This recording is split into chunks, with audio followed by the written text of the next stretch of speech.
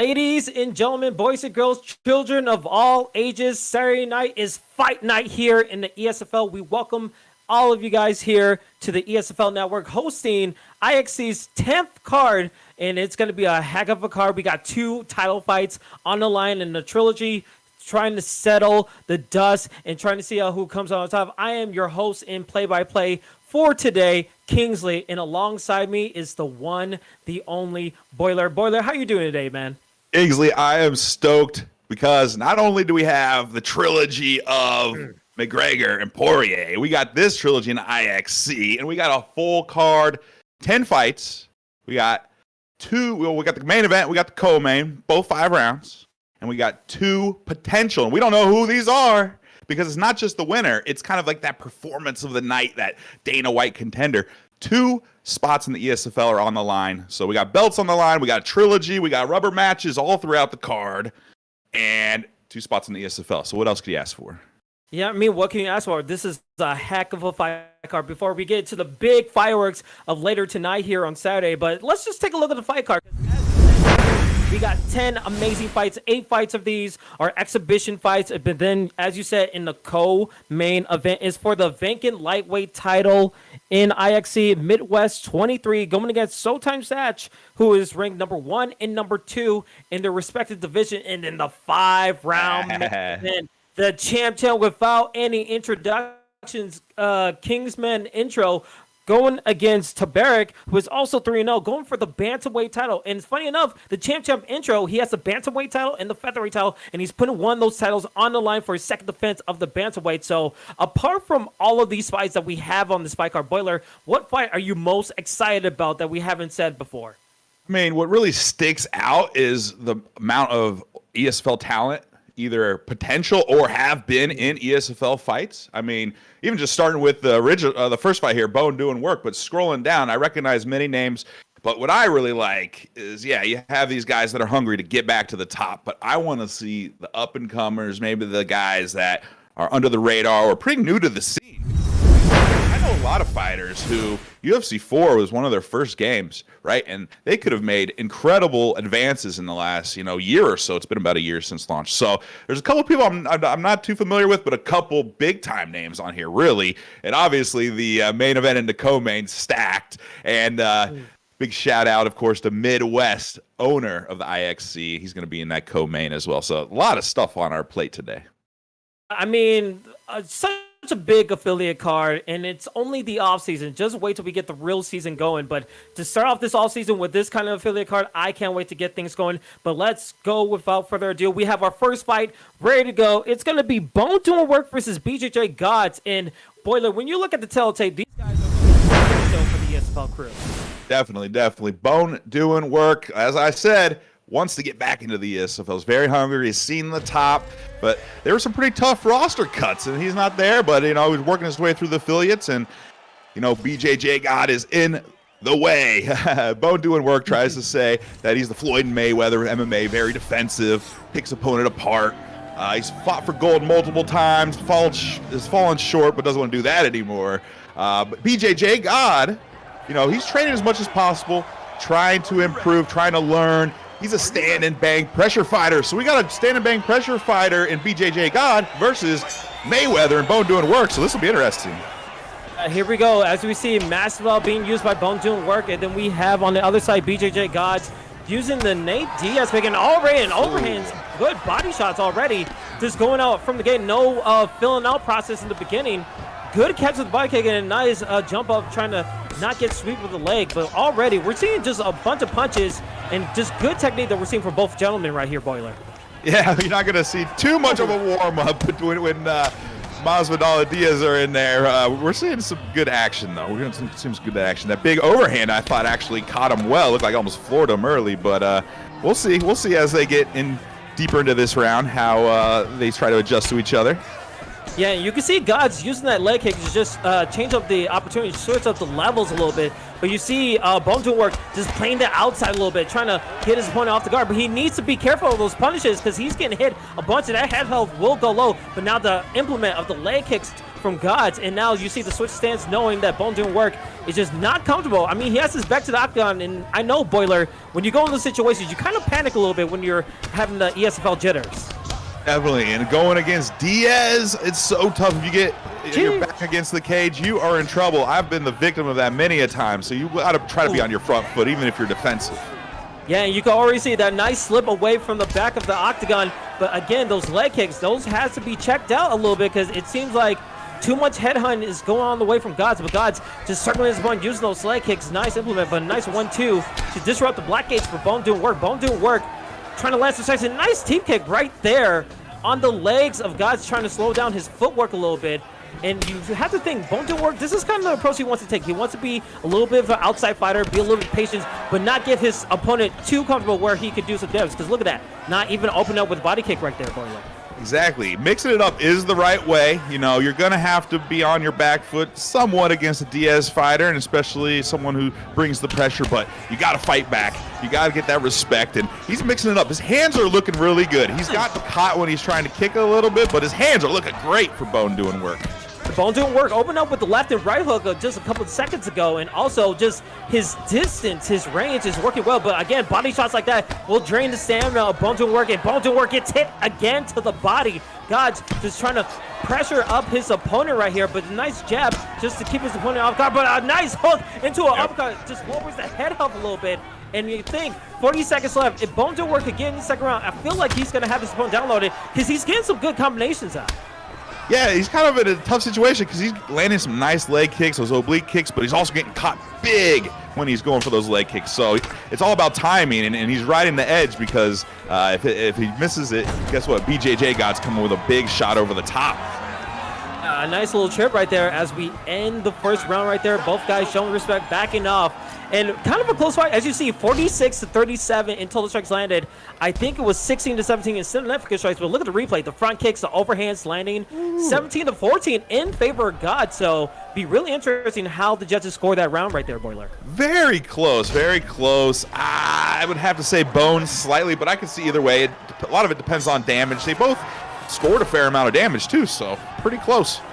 As we again see, this is the first fight of our IXC 10 card here on the ESFL Network. Bone doing work using Jorge Masvidal. Nate Diaz being used by BJJ Gods. And nice uppercut landing for Gods. Gods are going again with the pressure, just attacking the body, trying to drain the stamina a little bit. And you see Bone doing work being a little bit more aggressive, but not trying to take the bait of Gods because Gods could attack at any moment. Oh, good check of the kick. Yep. And now the leg kick is hurt. The left leg is hurt, and now Gods has to have his opponent where he wants him. Those leg kicks are working now. Yeah, I was actually noticing that Bone's leg was getting chopped down, but when he threw that leg kick and it got checked, it started flashing. He's going to have to fight southpaw perhaps the rest of this round, most of the rest of the fight. I mean, maybe he's comfortable there. I guess we'll find out. Yeah, plenty of time. I mean, 3:38 is left in the second round right here, and there's plenty of damage to be done, but he's doing a good job. I love this. This is a nice 1-2 for Bone doing work, and you have to think the switch stance has a chance of the profile, and now the body shots, the uppercut to the body, and it seems like he's switching back to gain more of that power, but not really doing much. I mean, Bone doing work, he's kind of on his last legs right over here. He was not comfortable southpaw at all. Not only got the switch stance kind of working against you, but you as a fighter, if you're not used to fighting southpaw, not good. So he's looking for offense now. He knows his legs hurt, but he'd rather throw. He needs to get some damage, says Bone. Yeah, and it's so tough. Nate Diaz knowing to have a chance. I mean, the right left hook from Bone doing work, doing some damage, but we don't know how far that head health is going to be. But the change of the levels, trying to go for a hook again. God's able to counter it and just attack at the body. He knows he's getting some good level changes right there and just checking those leg kicks, not really giving Bone doing work much to work with. And with 2 minutes left, you have to think Bone doing work needs to have a definitive round right here because you never know what that first round's going to be here for you. Exactly. I was literally going to say the same thing. And even this round, he's uppercut. Not good, not good. He's down. Oh, wow. BJJ Gods trying to take the win right here with 136. There it is. BJJ Gods with the Nate Diaz able to put down Bone doing work for the first fight of IXC 10. I mean, Boiler, it was coming a long way. It started with the legs to the body and straight to the head, but man, it looked like he was feeling himself in that second round. So BJJ God was a quintessential Diaz. Pressure, bringing it forward, getting stronger as the fight goes on. Once he noticed that Bone's leg, the leg bone might be fractured, he knew he was out of control. BJJ God knew if I could just stay patient and frustrate him, my big shots will come. He hit him with like a 3 or 4 piece, especially on the way down. He caught him with a nice straight, and that was all she wrote. And for Bone doing work, I mean, he tried to throw out the leg kicks himself, but they kept on getting checked. And I feel like the big moment is when he threw that leg kick, and then he got checked, and then it changed everything. Happened. So it changed everything. And you saw, as you said, he was uncomfortable going in southpaw position, so he's trying to go back into it because he saw the hooks working and the jabs and the 1-2 working for him, but it just didn't work out. I mean, he was too much to have his back to the octagon, not really having to move, and then he had to go with those slips, and that just not work when you don't have the right footwork. Yeah, it was a fun fight overall. I personally don't throw many leg kicks for that reason, because you're already taking damage from a leg kicker, and if you get checked, you're really in trouble. So, maybe Bone will kind of retool how he comes across. I thought his hands were looking very sharp, but big shout out to BJJ God. I mean, he stuck with it, and he just kept coming, wilting him down, and he didn't overextend himself, and he found that nice little combo, and that's all he needed. Absolutely. Very interesting fight, in the first knockout of our card right here, as we're going to get into our second fight right about now, because it seems like both guys are in the fighter selection screen. It's going to be Bu 7-0 going against JD in the and we see a Yair Rodriguez, but in a Daniel Hooker pickup. Very unique picks that we don't usually see in the ESFL. I mean, what's the tell of the tape for these gentlemen here, Boiler? Yeah, that's going to be a fun fight. Let's look at JD first. Multiple middleweight and welterweight champion. He wants to have fun, challenge himself. Look, he just wants to make accurate reads, be smart, be calm, fight a good fight. That's what he's looking to do. He's a vet. He's fought in almost every IXC event that's been on ESFL, kind of one of these affiliate cards. Looking at Bu, he plays to have fun, sim fighter, tries to fight tactical, and with both of these guys, with Yair and Hooker, I mean, what is a real fight? What is a realistic fight? It's going to be bloody. So here we go, Kingsley. Already landing with a head kick from JD, a.k.a. Slickster, on the red gloves. Well, Bu in the blue using Daniel Hooker. He's getting hit with leg kicks, but we're seeing another attempt trying to attack the legs a little bit, and now change up the levels with a nice knee to the body on JD. But JD taking the command of the center of the octagon. Oh, already! Wow. Slipping down. I don't know how that transpired. There was no leg up of him, but just a very nice kick onto the legs of JD. And you have to think JD needs to watch out for that. He can't just keep headhunting. He needs to change things up and try to land some head kicks. As you see, he's fainting right there, boy. Yeah, Bu is really using the octagon well. He's moving around, a lot of lateral movement, and making some good maneuvers. Almost caught him there, though. So JD, a.k.a. Slickster, is throwing caution to a wind in some regards. I like that. It's going to be a fun fight. Yeah, I was just about to say, I think it's going to be a fun fight. We're seeing Rolling Thunder in the first round right here from JD. JD going with a nice kick to the head. My goodness. Bu needs to find, he's doing some good lateral movement, and now he's trying to do a counter, trying to punch his opponent. But again, these kicks, just wild, unorthodox movement from JD. He's just having fun right now. Yeah, that's beautiful to see. That is some really nice work. It's doing damage, but it's just as beautiful as it is violent. Beautiful as it's violent, as we're in the halfway mark of this first round of our second fight right here. Again, the head kicks are just landing, and when I feel like in ranked games, when you get hit with a head kick, you always try to make sure you're blocking your head, but that sneaky body shot always deters you. I mean, look at that movement right there. Another head kick landed. I mean, that might have been the 7th head kick he's landed so far, trying to land of his own. Bu's trying to answer back, but again, it just puts you in a different state of mind. It's like, okay, if I keep getting hit with these head kicks, I need to try to do something different, because he's just getting all that he wants. I am just loving these combos by Slickster. I mean, he's throwing elbows and knees and everything. Like almost every type of strike he's throwing in combination. It's beautiful. Yeah, it is beautiful. Oh my God, vicious knee to the face of Bu. I mean, he had to go for a takedown, but again, JD on another level this first round, able to get the hands, but a front kick landing from Bu. Bu's trying to answer back, but my goodness, I mean, what a nice transpiring events for JD right there. Yeah, Bu is not going to quit. He's fought JD many times before. I'm not sure who has the lead. I think it might be JD, but long story short, Bu is a hard veteran, and he's been in the IXC for for quite a while. So kind of a rough round for him. He got a couple good shots in there, but I'm pretty sure he lost. So let's see if he can retool. Well, he's got to survive this round first, I guess. Yeah, with a couple of seconds left until we end this round right here. As it's the end, and we saw JD. I mean, his block ace was a little bit low. The head health was sneakily getting low. I mean, Bu still has a chance, but he needs to watch out for the unorthodox shots. I mean, first round, it was just a pure shock. Let's see if he tries to go for a takedown in this second round right here as he used the hooker pick. That would be real interesting for sure. I mean, he might need to do something like that because it seems like he's getting pieced up on the feet. Oh, big the body. Wow. Body shot, another body shot again. That's a knockdown counted for JD. JD has his opponent back to the octagon, trying to go in the clinch, but gets out of it. Catches the leg. Oh, but a knee again. Beautiful. Woo! We're seeing it again. Trying to go for a power kick, not landing. He's doing some crazy maneuvers, but again, when you have your opponent, oh my God! Straight to the face, knock him down again for the second knockdown, and now we're just in a brawl, Boiler.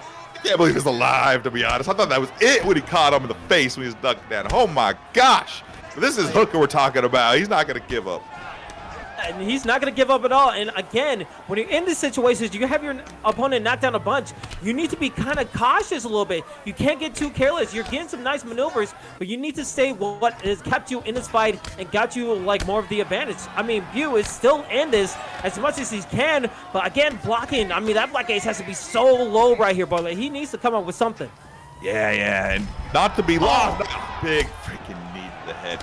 Not to be lost, Slickster's got some really nice head movement too, so he's making a miss. It's the head kick and just the setup. I mean, this could possibly be a JD trying to end the fight right here, but this is what I feel like Bu wanted to go to the ground. He tried it 2 times, not able to get it. No, let's see what he could do on his back here. Try to go for a reverse, but no, into a posture up. This could be all she wrote. Oh, but JD decides to bring it back up. But at one point, I wanted to bring up Boiler. He set up that flying knee with a knee to the body and to the knee to the face. I mean, just talk to me, run me through that, because that was incredible to see. No, he's had so many slick combos, and that's got to be one of the best and definitely one of the most powerful. Like, it's so difficult to prepare for someone with this unorthodox, unique style. Like, you just can't get this type of looks. I mean, and we, as Bu said in his interview, he has fought before, but these are coming out of nowhere. He can't predict them. And the knee to the face for the third knockdown. In boxing, this would be done, but he's still in this fight. But now there it is, JD with a convincing win with knees, cartwheel kicks, a rolling thunder attempt. I mean, he was able to put it on his opponent from the get-go. That was no joke at all. And the people in the truck, people in the back, this guy needs to be, at least for now, I don't think he's fight, but at the top of the list for fight of the night and entry into the ESFL, because that was super slick. Very unique, very powerful, and a ton of skill. So I was just super impressed right there. Impressed, and you could just tell that JD had no respect for his opponent. I mean, he was going for all these crazy attempts, but Bu just didn't have like any kind of response. He was able to get some front kicks in, but not really able to do much. And you just see JD just keep on pressuring, trying to do all these attempts, and then just the knees into the body. And he didn't just stay one-dimensional. He was like, okay, I'm going to go multi-dimensional and just attack you where you're just not going to be blocking. Exactly. What a good strategy. He didn't just have like 2 or 3 or 4 combos. He had like 7 or 8 unique combos that had 3 or 4 very punishing strikes in each one. And that's not even counting his double body kick, which caught him big time and led to a health event and probably chopped down that stamina quite a bunch. So, I mean, he knows his fighters. He did a great job. That was a masterclass with Yair Rodriguez, really. Absolutely. And we're already 2 fights in, but man, we're just seeing some good action as we go into our third fight. It's going to be E Hummer 12 going against AJS Rasputin. And when you look at the scouting report, these guys want to put on the show in the middleweight division. Yes, sir. Here we go. E Hummer wants to be competitive but have fun. You know, it's still a game. He likes brawls and getting knockouts, and pretty much his prediction for the fight is someone's getting knocked out. So there you go. He's a veteran, and Hummer considers himself well-rounded and just wants some respect. Rasputin, I guess I did one too many. Raz there wants to show the world he is no longer the guy who loses. I want to be the guy people fear. Win by any means necessary, whether it's submission, knockout, decision, anything. Hopefully not low blows. He's the guy that sends the debutantes out to fight against. He's done being a journeyman, Kingsley. He wants to move up the ranks. Well, let's see what he can do right here. I mean, two unorthodox picks. I mean, Holland versus Vettori, and we'll see how this matchup goes. And already no much of a feeling out process, but nice uppercut to the body from Hummer. Hummer getting taken down, and that's what Vettori's strength is going to be. Take down Holland, make sure you punish him when he's in the ground. But again, the rubber guard right here from Hummer trying to do some business, but a stack guard for Vettori. I mean, this is what you kind of want to be if you're Vettori. And already the stamina and the head health already blinking. That was big. That was big ground and pound. This is definitely where Vettori wants to be. You know, I on Twitter one time said, how does Holland have the rubber guard? I was swiftly corrected by one and only Romero, ESFL champ. So anyway, he did use it in one fight one time, but he generally has bad bottom game. But that doesn't matter because Hummer's in the great position here. Yeah, a complete 180 from what we saw in the previous moments. I mean, already Hummer feeling confident to stay as Holland on top position, not really trying to stand up, trying to attack his opponent. But again, this is the dangerous game that you play as he gets reversed from Vettori. And you have to see Rasputin, he's trying to take the back, but good job for Hummer trying to get up. But again, taking the back now, he possibly can't go for the rear naked choke right here. I mean, there's a lot of banned things that you can't do. He's trying to go for a top mount right here, but you have to think this is kind of a trouble situation for Hummer. Yeah, you definitely don't want to be here. It even just psychologically throws you off your game. But I mean, you're losing control time and potentially damage in this position, obviously. Gets up, though, nicely. Gets up nicely, but in a good defense of that takedown again. But again, just the ongoing pressure of Vettori with his ground game. He's built for this kind of game plan, and an attempt of a bulldog choke, but now going to posture up, trying to set up that nicely. He's trying to get some damage on his opponent with 140 left.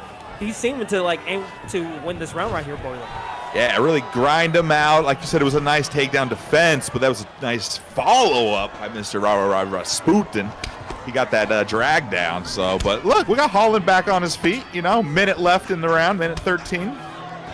And already the body shots. Oh, turned over head kick, overhand. That was dangerous a little bit. Hummer, he needs to do something here, but Boiler, I mean, you can't be too careless. Oh, I thought he was done right there, to be honest. I really thought that was game over. I didn't think he got his hands up in time. Oh, wait a minute. Hold up. Big left hook. Big left hook. With the nice combination. Oh, but a rock back into a power takedown. Beautiful. Oh, my goodness. Back and forth we go with 30 seconds left in the first round. So far, this is the brawl that we expected from the scout report. And AJS had a little bit of a scare, but able to take it to the ground and say, all right, calm down. I don't want any of the smoke that you just gave me before, but man, Boiler, I mean, talk me through it. How do you feel after that round? Well, it was a big emphasis on that slam by Mr. Rasputin. That was nice, but look at this knockdown. I don't think that was a knockdown, actually. Maybe it was just a big shot. Was there a knockdown there? Okay. Anyway, I mean, it was super fun because there was a little bit of standing, but I mean, we saw a brawl on the ground, and you don't always see that when someone's trying to implement wrestling. Ooh, he's got to watch out for that. He's going to get smashed. Yeah, power takedown part 2.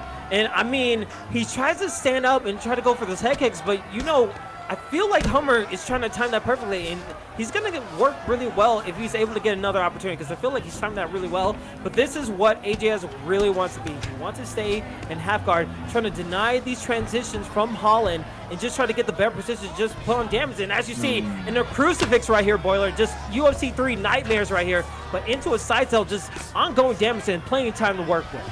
Exactly, and that's what I was about to say. It only took a minute or less to get in these positions. That's got to be quite disheartening for Mr. E. Hummer. Very disparaging. I mean, with 3:30 left, try to get a reversal as he does right here. Okay, now here, what's the game plan? Are you going to try to keep it right here, or are you going to stand up? You have the clinch on the back, and here we go. This is where Hummer was doing his best work. He needs to watch out for the head kicks, because we know Rasputin's going to try to go for it. As you see right there, I don't know what he's doing that for. It's giving me a heart attack. So one of my favorite fighters to play in this game is Vettori, and I never, ever, ever throw anything close to that. So that is just risky as heck. Vettori's not known for his crazy kicks, but he's got lucky. I suggest he stop doing that, though. I mean, he's going for the head kicks, and he's not setting it up fully. He's going out of range and trying to use all that stamina, and that's leaving him open. I mean, if Hummer just goes for a body shot, he depletes that stamina, and that will work well in a ground game for him. Right now, with 2:10 left in the second round right here, Hummer has probably more of the advantage here. I mean, Holland's strikes are deadly as he tries to land an overhand, but gets hit with a straight. Just disables that overhand right here. And Rasputin trying to enter the combinations. Nice left hook to the body right here. And Holland, I feel like he's waiting for that head kick. He's trying to see if he can set it up as he tries to go overhand right there, boy. Yeah, Hummer is, playing with fire, but trying to set things up. It's going a lot better. He's not on his back at least. I guess he's got to realize he's going against a true, maniac here in Rasputin that really is just throwing all caution to the wind. So that can be a dangerous opponent sometimes. When they have nothing to lose, it can be hard to fight them. Nice takedown. A takedown number 3 for Vittori and Rasputin. This is where he wants to be. This is going to look very well in the judges' scorecards, hopefully. But again, the rubber guard right here from Hummer. Can Hummer do anything with it? No, gets put into staff guard and now punches and bunches trying to land. But here we go. Can Holland stand up for the last 25 seconds? Here we go. Let's see what we can do. He was able to get a rock earlier, late in that first round. Let's see if we can do it again. Man, but he just rocked himself. Oh, man. I feel like this is Hummer's fight to win, but it's just not really going his way. He's been just milliseconds away from crushing blows, and not just those overhands either, but just enough where Rasputin's surviving. So that's going to be a little frustrating for Hummer. Let's see if he can get over that and keep bringing the heat. We saw the fight sets for the second round right here. I mean, it was 8-36 in that second round in favor of Rasputin. He was doing some damage with the strikes. But again, takedown number 4. This has been the game plan from the start of the first round. Get your opponent down to the ground, avoid this rubber guard, go into stack guard, and just put some damage on your opponent. I mean, Hummer, he was able to get the rock in the first round, but not able to do much in that second round. So you have to think he has to go for a knockout here and get out of this position. Yeah, for sure. And as for Rasputin, he's getting these great takedowns, but every time he's getting put in the rubber guard and he's letting Hummer get up. He's working the right game plan, besides those crazy kicks, in my opinion. But can he do anything with this? Can he do significant damage? And maybe he doesn't need to. Maybe he could just win on cards here. But he's kind of getting worked on the ground, in my opinion. I feel like Hummer's really been able to reverse and stand up at will. So let's see if that changes. I mean, Holland had an opportunity. He denied the transition as he did right there in the clinch. Oh, gets a vicious elbow for his getaway. But here we go. This is what Hummer needs to be. He needs to not get taken down. He has 3 minutes to work with. He needs to get his opponent catch it loose. And another head kick, not standing up, but nice leg kick. And that stamina is depleted for Rasputin. Rasputin needs to be very careful. You can see him backing up a little bit, trying to stop a nice check kick. Hummer, you have to think he's trying to stop the overhand, but he's not trying to be super obvious with it here. I almost wonder if he's getting frustrated. I feel like Rasputin is putting together a really nice game plan overall and is connecting quite well. And as you see by the damage aspect, he's done a lot more. So, I mean, Rasputin, even though he doesn't look super clean, it's an extremely effective style he has. Oh, wait a minute. Oh, that uppercut. If he didn't block, that could have been a rock right there. Rasputin, a little bit of danger in the leg kick, not in range. And you see Hummer in this clinch right here, needs to find a way to get out of this, getting hit on the body, and using all the stamina. It's working really well. The head health is blinking for Hummer, and Hummer trying to get his front kick landing, trying to get the uppercut landing. He still has a chance. He is putting some good work in for Rasputin. Finally got him. Opportunity. Can we see a huge upset? He has 110 left here, Boiler. That overhand is so close to connecting over and over and over. Oh, boy. And this is kind of a good plan. I mean, the armbar, this is going to take time off the clock. He's on his bottom. He's close, he man. Might get this permission. It's going to be really close. I mean, you have to get rid of the slam animation, and with 38 seconds, he has plenty of time to get the I think he's got it. I feel like he's got it, because usually if you're this close at the end, the attacker will win. I'm telling you. Oh, man, he was so close. He hit him with the overhand, but the submission will probably be his down goal with 15 seconds. There it is. There's the tap. AJS Rasputin survives to get the submission finish in a crazy, crazy fight right there, Boiler. I mean, what are your thoughts? That was super fun. Those power slams, those overhand. the head kicks, even if some of them miss, they led to more exciting things. And to finish with a submission like that, very, very nice. And I thought he was really in trouble after that overhand that we're seeing right there. I mean, he just caught him. I thought, to be honest, he was going to be done, but he snagged that arm bar and game over. Yeah, you have war. I mean, he got the overhand knockdown that you wanted. He thought, okay, this might be my one opportunity to get this knockout because I definitely need to finish. But then when he wasn't able to get it, you were in Vittori's world, and Rasputin knew what he wanted to do in the ground game. Yeah, and it was beautiful. He did great work in the mini game. He did great work surviving, not giving up. He almost got knocked out in the ground and pound. Like, he was probably 1 or 2 strikes away. So what a heart for both fighters. Tons of fun, and congrats to Mr. Rasputin. Congrats to him. And before we even get to our next contest, we just want to remind you, thank you guys so much for attending this Saturday's ESFL Network card. This is IXC's 10th card, and as we take a look at this fight card, we still have so many fights for you guys. We still have the co-main and main event. There's going to be the titles on the line in their respective divisions. And then just like later tonight for Saturday, we have a trilogy fight, which is going to be amazing, from Gorilla Sandwich versus Seymour. I mean, this fight card has delivered so far in the 3 fights, but we're still in the prelims, and we're shaping up to be one hell of a fight card. For sure. Trust me, the affiliates, and especially IXC, have never been better, never had better competition, better organization, and better scraps. And we're seeing that right now. Like, these have all been bangers, and they've all been very unique. It's not just hook spam or some other type of gimmick. No, there's real skill here, and it's really fun to watch. Absolutely. And this is only the prelude. We still got so much stuff happening in later July, but we'll talk about that later because our 4th fight is ready to go, ladies and gentlemen. It is going to be Simple Benny going against AGS the Pug. And I know we're super happy about Brandon Moreno in the championship. Yeah. Brandon Moreno versus Henry Cejudo. Hell of a matchup, especially when it comes to the Scouting Report. Yeah, for sure. I want to see that matchup someday. I hope. Anyway, Pug, former bantamweight champ.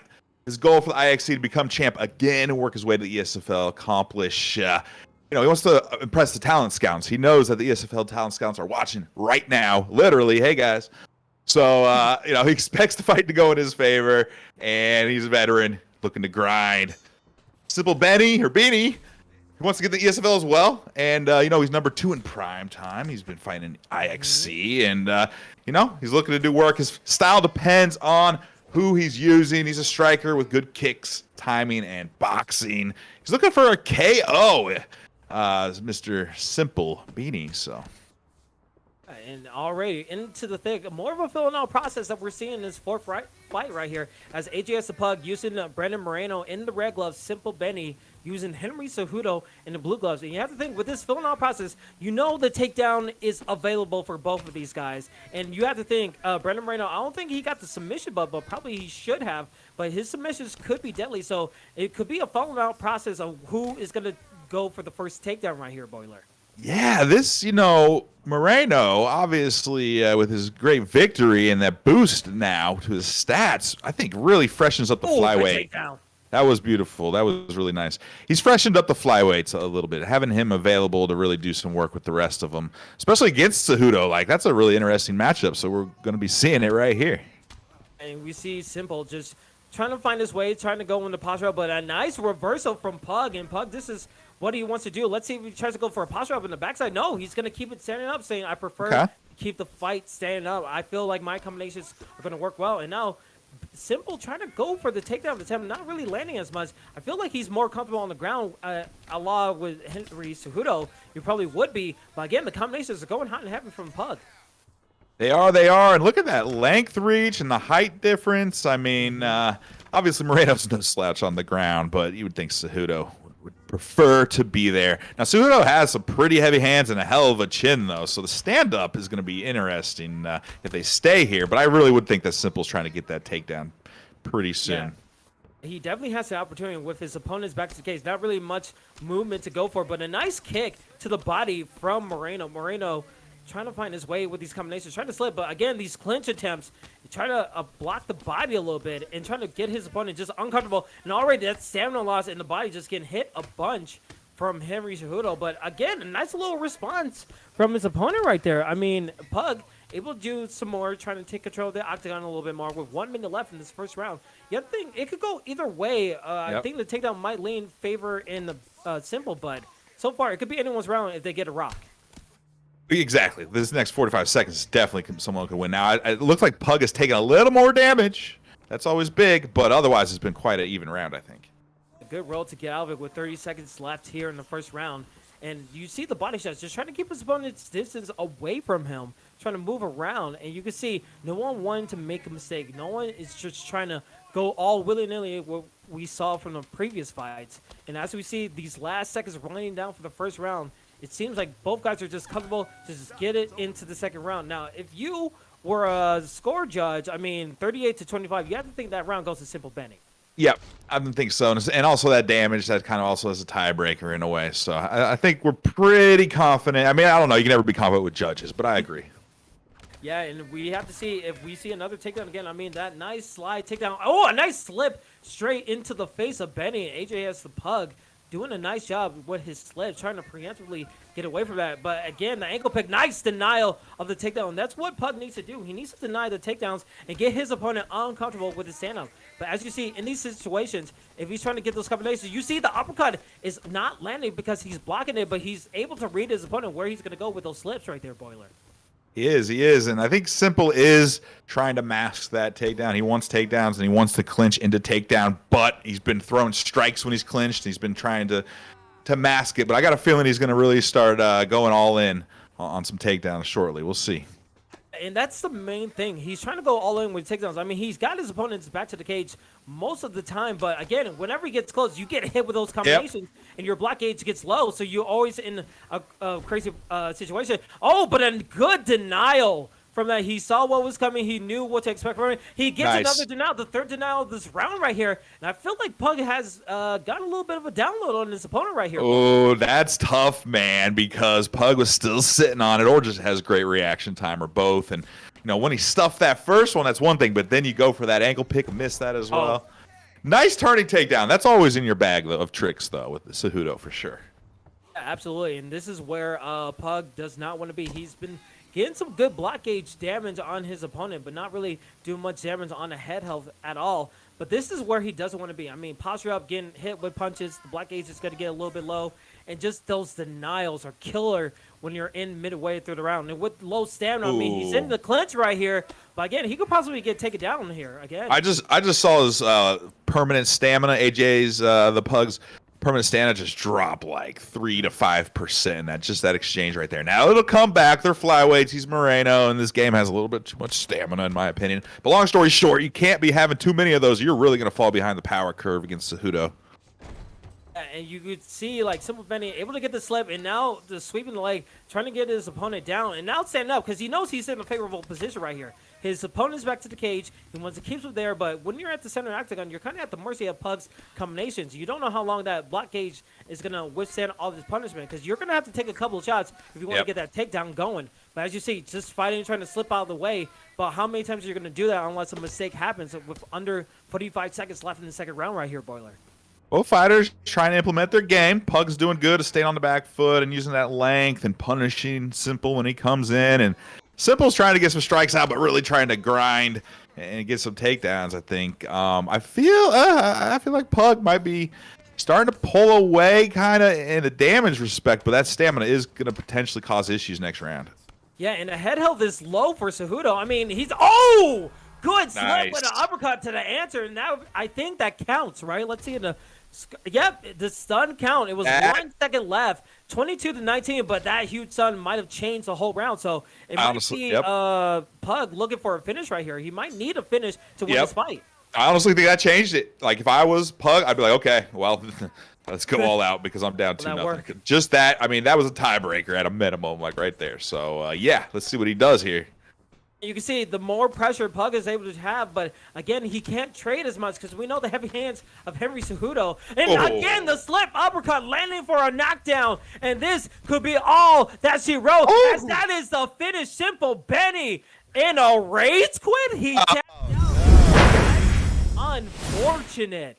Simple Benny just tapping out his opponent in real life, saying that he doesn't want any of the smoke, but good slip into the uppercut twice. And we saw the momentum from him. I mean, what a good fight from him. He slipped, and he also kind of just pivoted around, not with like a major or minor lunge, just moving his feet at the same time, and it gave him that nice angle for that hook, and boom, big shot. And actually had a very, sometimes throwing 3 or 4 of the same strikes in a row and that finish the fight sequence is actually the best strategy. He just went bam, bam, bam, bam, right hand over and over, and you think you're getting hit like that, you think he's gonna switch to a straight or the left hand, and he doesn't. Then guess what? Before you know it, you're knocked out, and that's what we saw. It seemed like that fight was more of a chess match than what we've seen in the previous fights, where both guys were trying to figure out each other's strategies. But when it came to heart and skill, it just seemed like those 2 slips were just so huge. I mean, after getting a crushing stun in that second round for Pug, it just seemed like he just got downloaded and got tilted, and then you saw the rage quit. Yeah, no, you're very observant on that, because I thought Pug might be turning things around, and then at the very end of that round he gets caught, and then comes out third round, gets starched pretty quick, and tough one, man.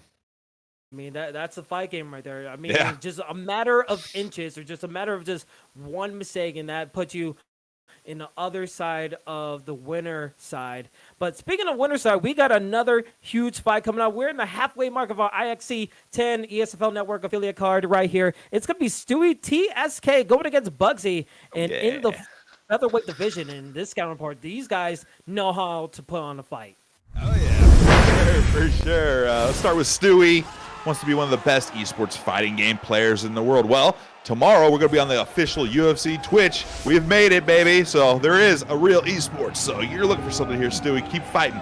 Strong striker, good counter grappling. Expects a stoppage, whether on my side or my opponent. So Stewie's going out on his shield. Bugsy, everybody knows Bugsy. My goal is an IXC to be different than others, stand out, put on crazy shows and wars, show the ESFL I've changed. I'm not a troll anymore. Bugsy wants to show he's changed. Here we go. Well, he's already changed it with that knee, using the Barboza pick. We know the leg kicks are going to be deadly. I mean, he is just an assassin with his legs. But Stewie, SCK, going with Anthony Pettis. I love the picks that we've been seeing this whole fight card, but now we're just going to brawl. Nice overhand landing from Bugsy. Bugsy just taking control of just the bottom and the body. I mean, he's doing some good stuff right here so far. Yeah, Bugsy just moved over to Xbox, actually. He's new to IXC and just got an Xbox about a month ago, so looking to maybe change his surroundings as well. Big shots. He's looking nice here. He's looking really nice. I mean, a nice back roundhouse kick to the face, and then just a nice knee landing. I mean, Stewie needs to find a way to answer back. I mean, Anthony Pettis, you have the same tools as Barboza. I mean, you still have the leg kicks. You can go for these maneuvers, but it seems like he's trying to wait out his opponent, trying to let him use all the stamina, then go on the counter front and attack. He's able to get that straight, but again, these body shots are going to do some lot of damage. Ooh, yeah. You know, Stu's really got to, I would expect Pettis has a little bit more speed, and he's shorter, so if he's able to counter and get inside and then escape, maybe that's his best route. But if Bugsy's able to keep these long Barboza legs striking and coming true, that's going to be a problem for Stu.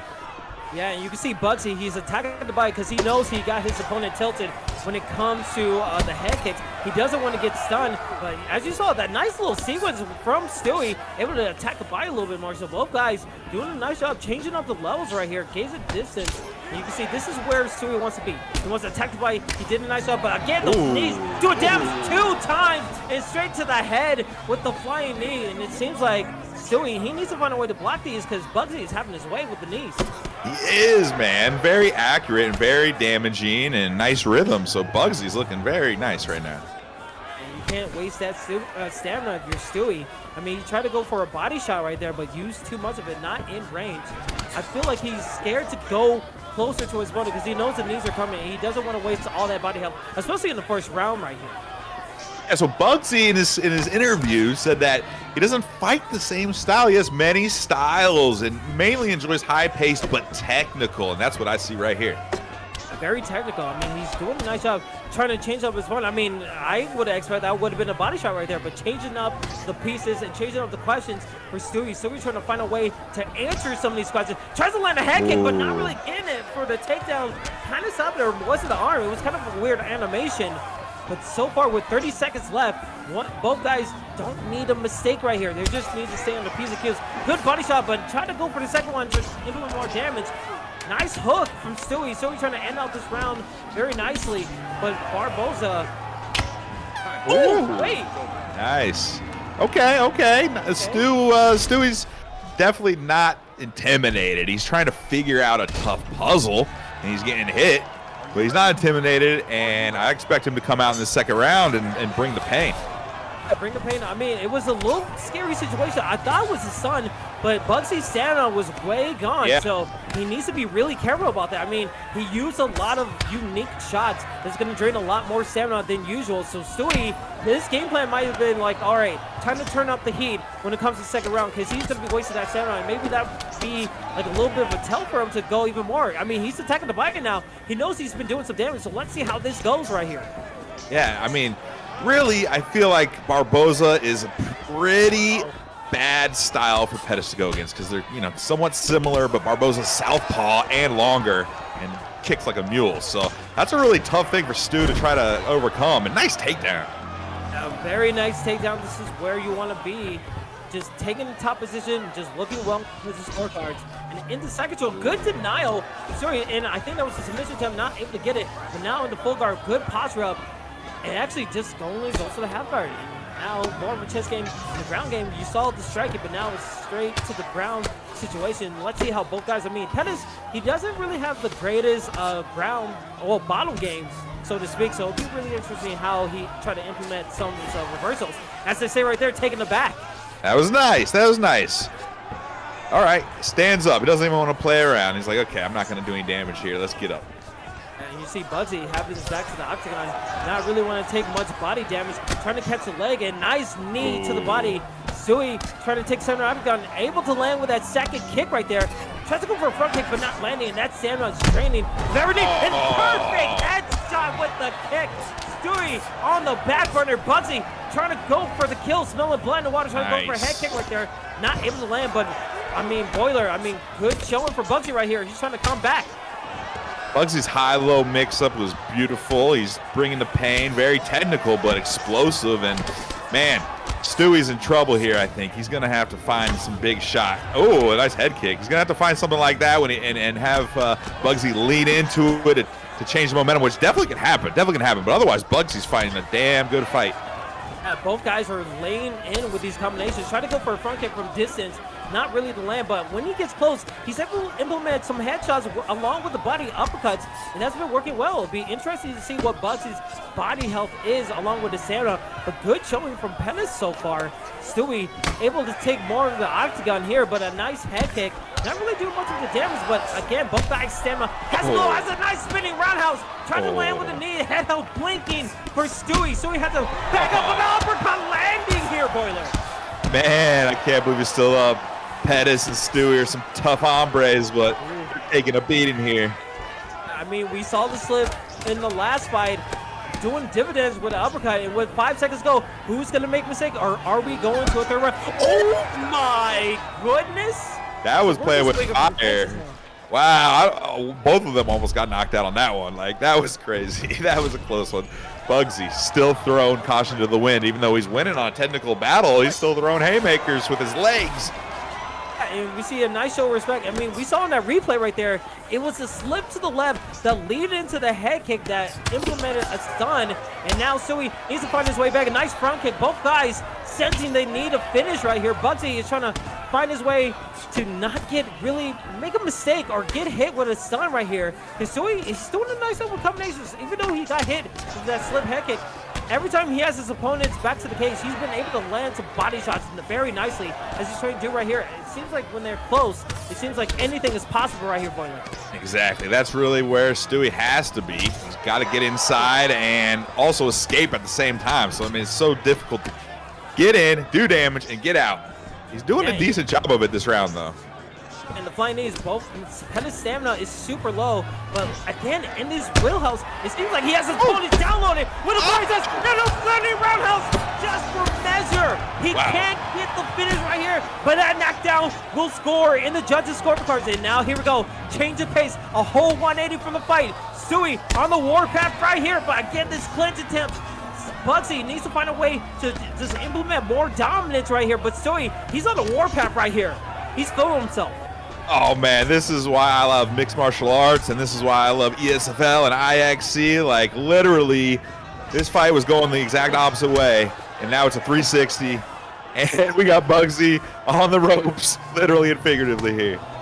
With 2:30 left in the third and final round here, the spinning roundhouse is using a lot of stamina. I mean, he was working so well to the body. He needs to go for a cartwheel kick for measure.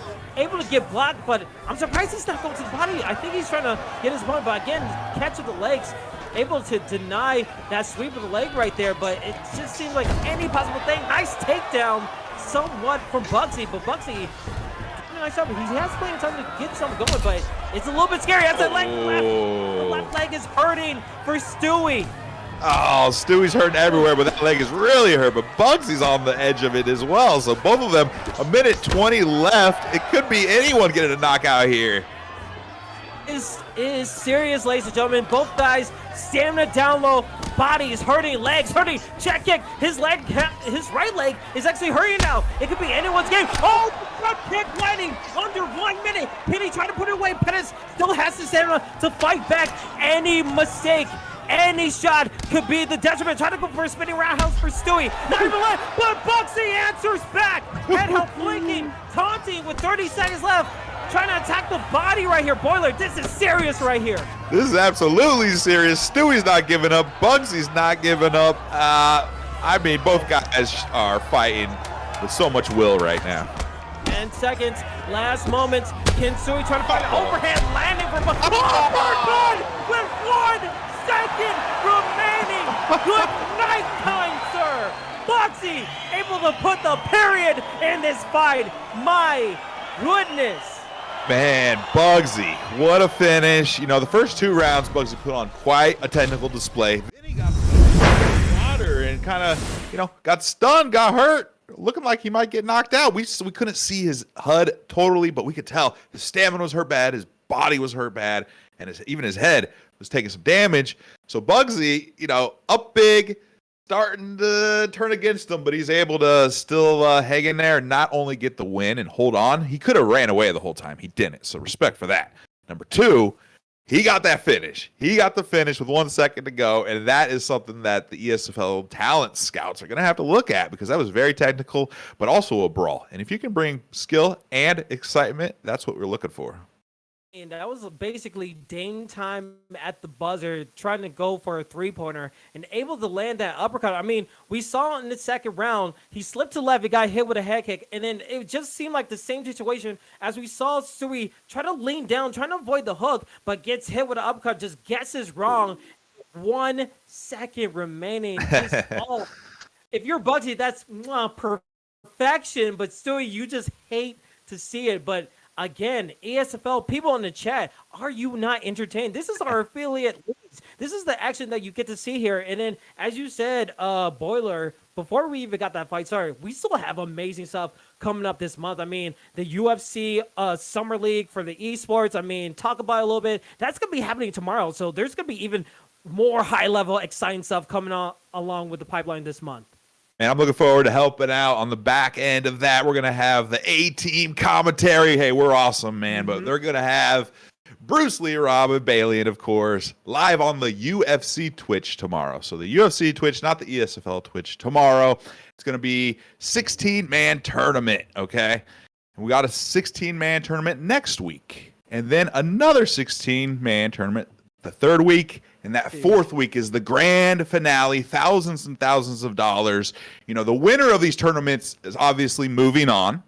We have some champions from the ESFL that are auto qualifiers, like Romero and Papa Doc and some others.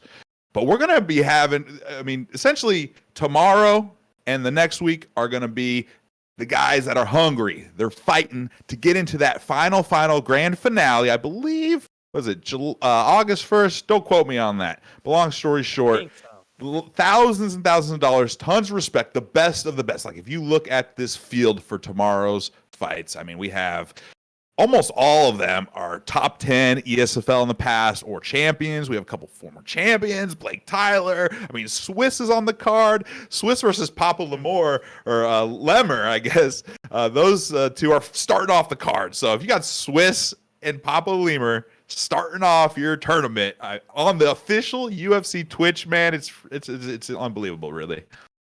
You know, I'm just gonna keep it as Lemore. I'm just gonna forever call him Papa Lemore because that sounds so. There's a city in California called Lemoore, and I call it like. You know, I mean, if he wants to go for a rebrand, I mean, I feel like that's the way to go. But again, we have this affiliate league card, and then later tonight, Conor McGregor versus Dustin Poirier third for UFC, and we're actually going to be jumping to the UFC Twitch channel for the UFC Summer League. I mean, a lot of great things. We call this the off season, but it ain't sure looking like an off season. We have all this action-packed stuff every single weekend for this month, and then August 1st, along with the UFC Summer League. I mean, a lot of great things happening down the pipeline, and it's going to be excellent. I mean, shout out to Bruce Lee Rob for being in the chat. Salute to you, man. All right, Bruce, what's up?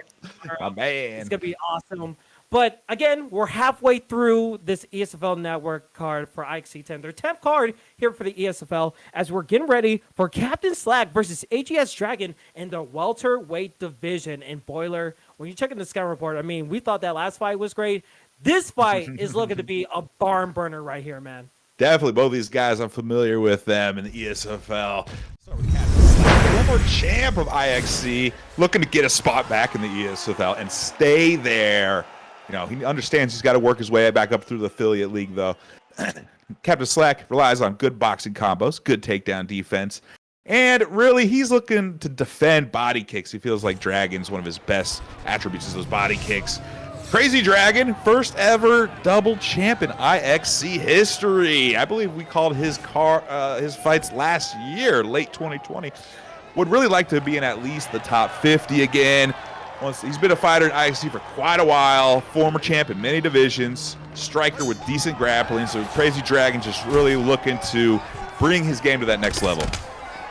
And already, this could be a potential championship fight in real life. I mean, Kamaru Usman being used by Captain Slack, while his opponent, Dragon, using Leon Edwards, who had a great showing against Nick Diaz in his previous fight. Let's see how this goes. And already, no filling out process. We're just going straight into a brawl. Good slips and a good uppercut. Landing from Dragon, going crazy right now. And we see the 1-2 trying to get his opponent away from him.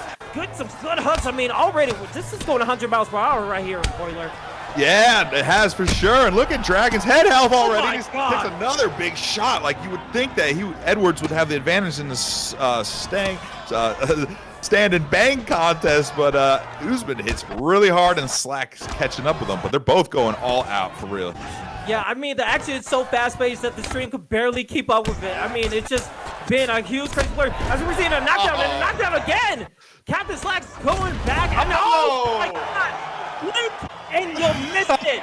Oh my goodness! A cool, just slick straight. And Captain Slack to his opponent. Let's look at the replay right here. Just a jab straight to his opponent right there. Man. I mean, it was so gnarly that the stream can't even handle it. It was that sick. I mean, Boiler, funny, if you could give me your analysis of it, I mean, it seemed like it was just a non-stop brawl, and someone had to go down. It was just unfortunately Dragon that situation. Yeah, I feel like Dragon said, look, we're going to get into a brawl standing toe-to-toe. Leon Edwards, you're Usman. You know, as the Usman fighter, you should want to take me down. I should have the advantage standing and swinging. But guess what? That's not the case. Captain Slack said, look, Usman's got hands. And we've seen that before in real life as well. So, Crazy Dragon trying to be the bully. Sometimes being the bully will backfire. But, I mean, it was a hell of a fight while it lasted. And respect to both guys for coming out and bringing that fire, man. Absolutely. The only thing I could compare it to is like when me and my cousins were younger and we had the Rock'em Sock'em robots where you just click the buttons, you just mash them to see who could get knocked out first. Oh, yeah. It just seemed like the most accurate interpretation of that if we could have that in UFC 4. But, man, What a quick fight. What a quick knockout. Good job for Captain Slack just getting that knockdown. Hopefully we get to see him more in these affiliate league cards because, I mean, if he's able to pull on knockout power like that, I mean, he's looking to have a good future in the rest of these cards. But, all right, I guess we're going to be going into our trilogy fight. I mean, this is what we're looking for.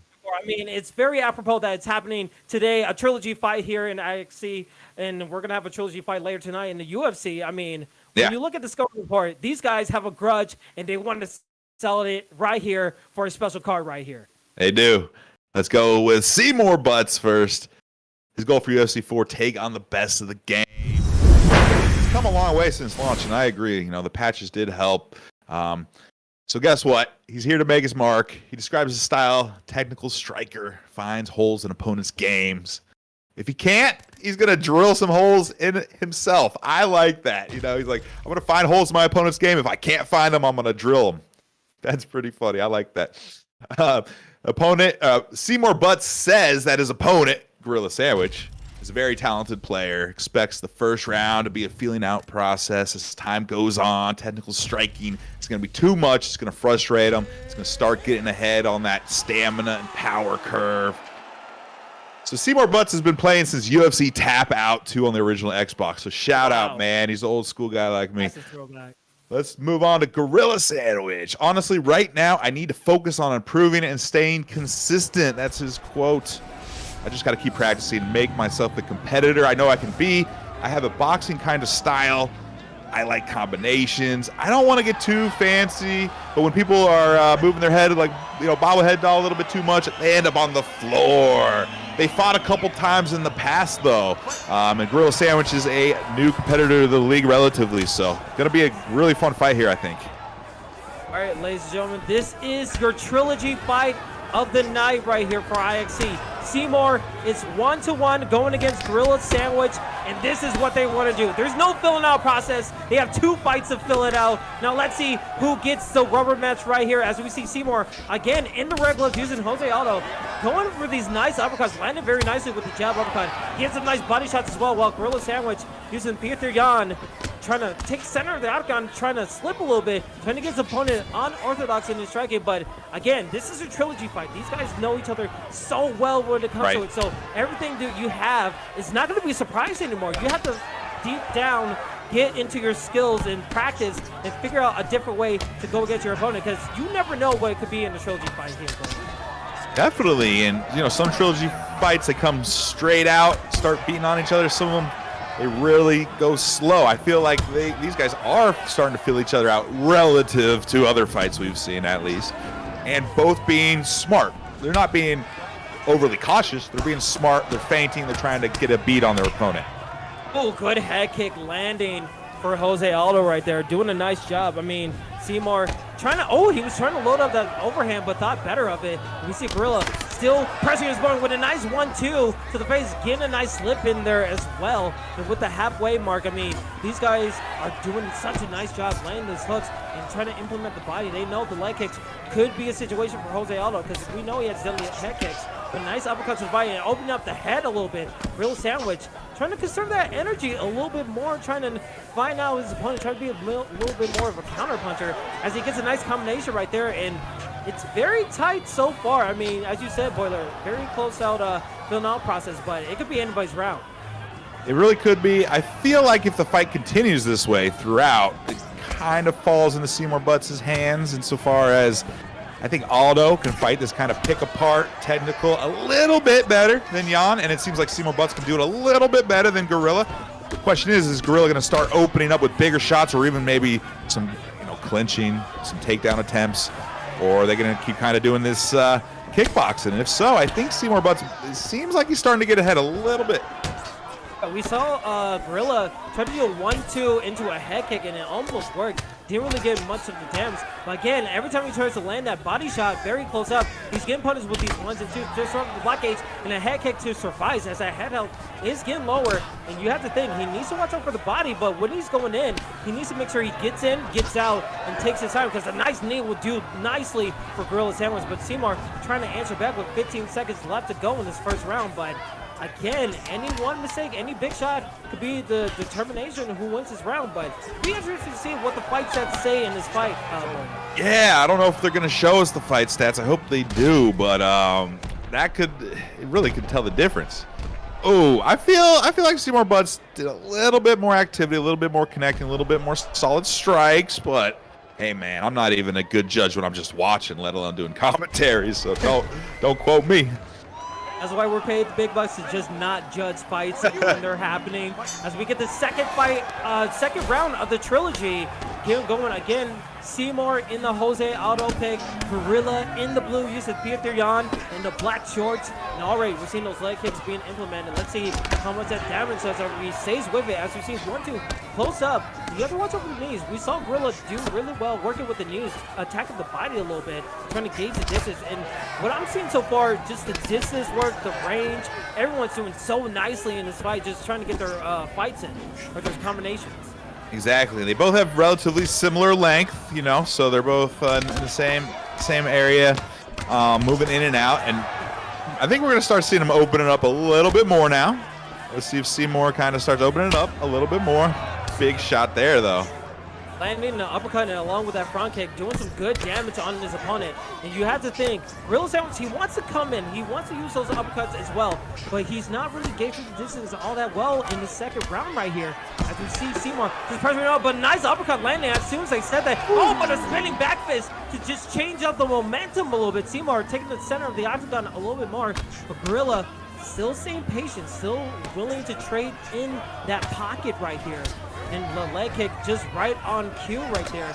Changing up the levels a little bit. But again, in those trades, you need to watch out because anyone going for an overhead, it could be a change of pace right here. Yep, exactly. And you're going against Pietrian, you know, all it takes is that one big shot. You can get knocked out, let alone change the whole fight. So, you know, you still can't overcommit if you're Seymour. And maybe it's best not to ratchet up the volume because, you know, what seemingly is pitter-patter work is actually connecting pretty well and scoring well and doing some damage too.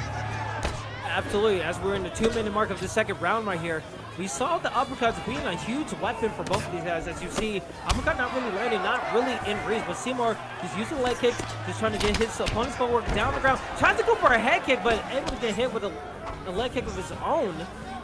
Trying to slip out the way. But it seems like both guys are just trying to figure out their way into their situations. We saw some, oh, but a front kick, nice. Perfectly timed. Trying to get a head kick. The block gauge is low. Tries to go for a head kick, but that stamina's low. And here we go. We see Pietrian trying to go in attack mode, seeing that stamina being low, but again, the block gauge just a huge factor in that. And now he has to watch out for his lips with 1 minute to go here, boy.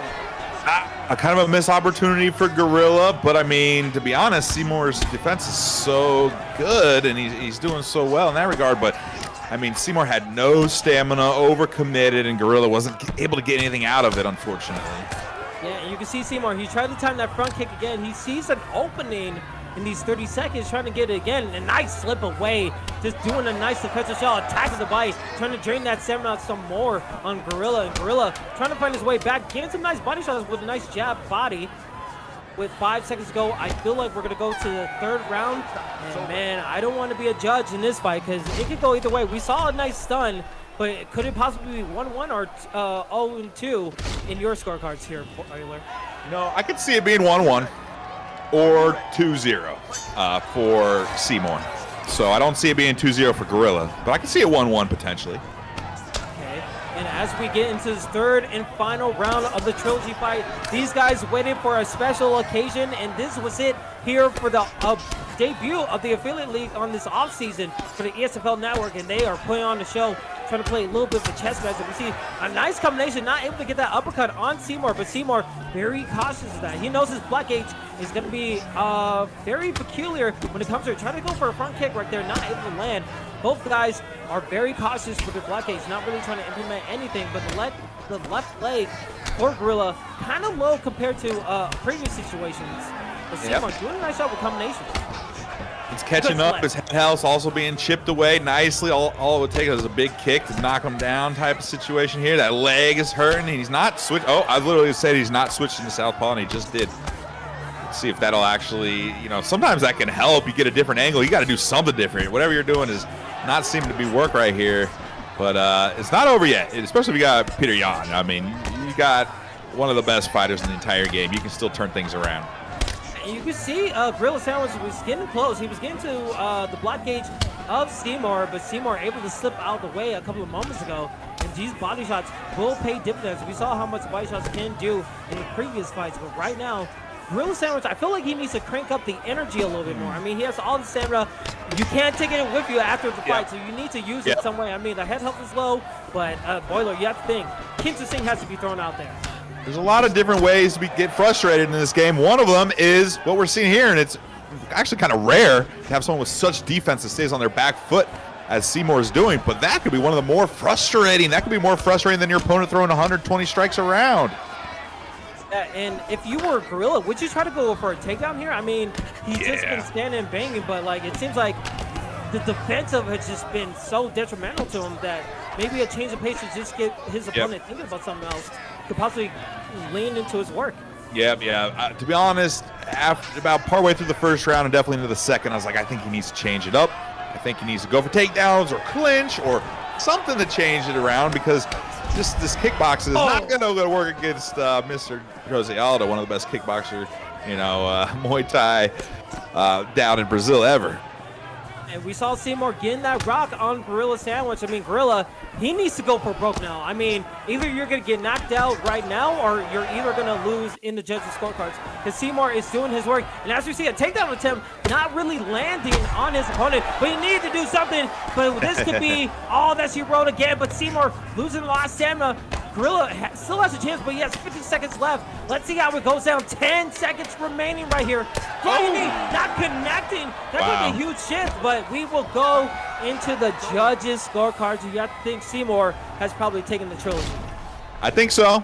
We can always be surprised, but he did get a couple big shots and really just that kind of, average work, but it wasn't average. He was landing with big leg kicks, big right hands, and very good work with the jab. I mean, he was popping 2-3 jabs and connecting. That doesn't look flashy, but it's timing off. It does damage. It scores. And there you go. What was that, a unanimous? I didn't see. I don't think we see it, but as you see, look at the fight stats right here. We saw it was like 102 to, I think, 72, I think.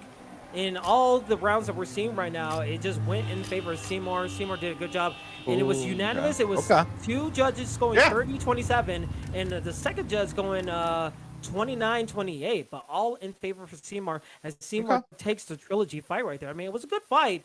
It just seemed like Seymour had more of a defensive shell and was able to do more with less. As you saw with Gorilla, one of the judges gave him that first round. So, I mean, he was doing pretty good there. But as we kind of talked about, and hey, it's easy to from the commentary booth say this, but maybe if he had tried a couple turning takedowns early on or tried that clinch earlier, he tried to clinch at the very end and he took an uppercut for his troubles. But, that first round, he did well. Maybe he could have adjusted. Maybe his corner will tell him, next time we'll consider kind of a plan B or plan C, but he's stuck in there for sure. But definitely don't want to take anything away from Mr. Seymour, because that was some beautiful technical defensive striking by Mr. Jose Aldo, and very fun fight. Different than the other fights we've had, but I still enjoyed it a lot.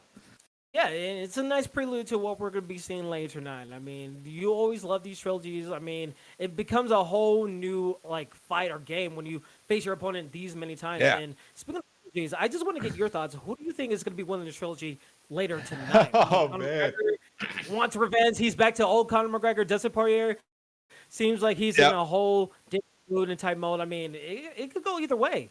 So I want to anger at least half the people out there and say, Dustin the Diamond Poirier. I'm rooting for him, man. I think he's going to win. However, I definitely ain't counting McGregor out, man, with that Celtic cross. And I don't know if he's going to do this, especially since he lost because of the leg kicks. But I just remember when McGregor was throwing so many great kicks, and I feel like he got away from his kicking game. I don't know if he's going to change that now or it's too risky against Poirier, but I don't know. I know a lot of people, hardcore McGregor fans, so now they hate Boiler forever, but I'm a big fan of Poirier. He's my #1 most used fighter in the game. He's tough as nails, and so I got to go with Poirier. It was a tricky situation because I remember watching the second fight, and I was like, Conor McGregor kind of had a chance. It was just Dustin Poirier hit him with a nice shot, and then it just went downhill from there. So my heart says Dustin Poirier because I love his character. I love the person he is, and he's like really cool, like outside the octagon. And my head says Conor McGregor because I feel like he's motivated now. Like he really, really needs to fight because he can't have this going on. Because like as he said in the second fight after that, he was looking forward ahead and he was looking towards Manny Pacquiao. He had other things in his mind. I feel like with this, he's completely dead set. Like, all right, you're not gonna get another one on me. I hope so. That's what I want to see. That's exactly what I want to see. I mean, I just want a really great fight. If McGregor knocks him out in the first or second round, I will be cheering, going crazy. I'm not a hater per se, but like you said, a focused McGregor, someone who's hungry again. You know, he's got hundreds of millions in the banks or whatever, and he's got this whiskey and all this other stuff. But if he's hungry and he's got a little embarrassed, a little chip on his shoulder for losing to Poirier, you know, that's what I'm hoping to see. I think we will see that.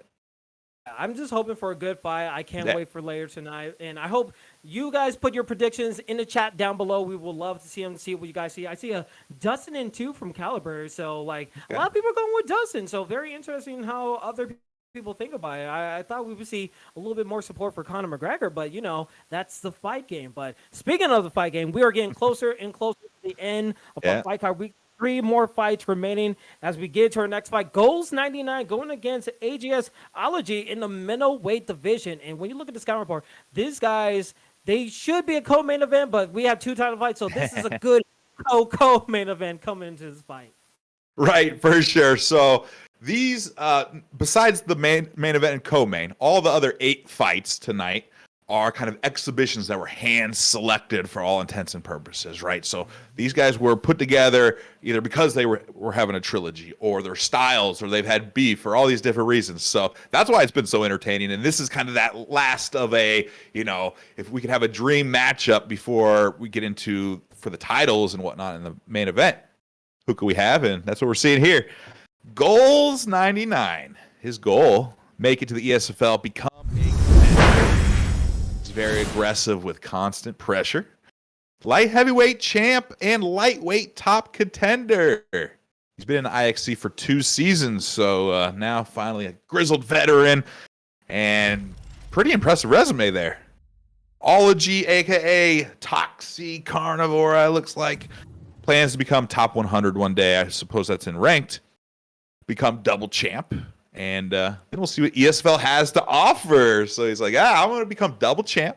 I'm going to do my work and then see what the ESFL will do to get me. I kind of like that attitude. Okay. Yeah, people are keeping a close eye. I mean, you never know. I mean, put on a good performance. A lot of things can open up for you later on in the new season. And as we see, Yoel Romero coming against an Izzy Adesanya pick. I mean, this is shaping up like we might see some ground game, but I feel like this might be a stand and bang affair right here. Yeah, right. I mean, you have that option with Romero to use that wrestling for sure, but I don't know. Well, goals, I mean, I don't see anything, at least in his scouting report, about grappling, ground and pound, or mixing it up, more of aggressive and constant pressure, but maybe he will be able to use kind of that, you know, use strikes and then clinch up. Obviously, Romero's ground stats and clinch stats are so good. He's going to be in a tough matchup against Adesanya, of course. And here we go. This is the co-main event of the evening for IXC 10 here on the ESFL Network, here live on Twitch and on YouTube. Goals 99 using Yoel Romero, while Izzy is being used by Ology from the AGS camp. And already we see the pressure into a takedown right here. And into side control. And here we go. What can Izzy possibly do? I mean, he's getting denied these transitions, but this is where Goals wants to be. Already went for the takedown, trying to implement some pepper shots, but it seems like this is where he wants to keep his opponent. He knows the disadvantage and advantage of the matchup. Oh, for sure. And so maybe he didn't want to, you know, tip his hand or whatever, right? And talk about any grappling because he went for it pretty. I think it could be effective. Nice work there by Adesanya, though. I mean, he's tough to keep on the ground. He's tough to keep on the ground, and now these knees and body shots are landing very nicely. We see his opponent, Ology. He's doing a good job. He's just taking his time. It seems like Romero goes, he's moving in close, but he's letting himself be open to all these body shots and headshots. I mean, we saw one hook and a nice question mark kick from Ology. Ology doing a good job, but will he get taken down right here? No, good defense. Very good denial. Izzy, but, yeah, that's hard. Absolutely. You have to think, but I mean, he wants to go for these takedowns. We know that's his game plan, but how long do you think he could test to the stand-up game? Oof. Well, I mean, Romero hits like a Mack truck, so he can do damage, especially if he's able to stay in his face and keep grinding him up against the cage and getting these little strikes and these takedowns. It's perfect work right there. That's what he's got to do. He can't let Adesanya use that length. You got to get in his face. You got to beat him up. You got to take him to the ground. You're an Olympic wrestler, so very nice work. See if we can keep him there.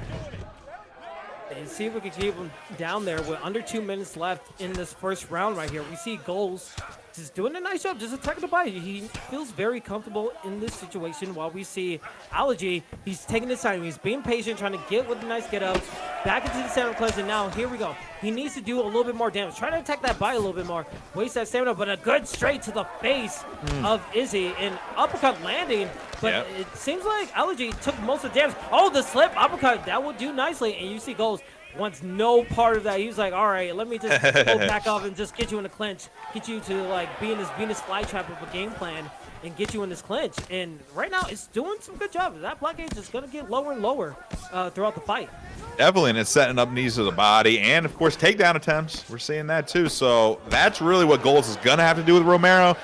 On the flip side, for Ology, he needs to use that length a little bit more. I mean, you can't just back up, of course, but I feel like he's not doing the greatest job of getting off the center line and getting off the cage. So let's see if he can improve that going into the next round.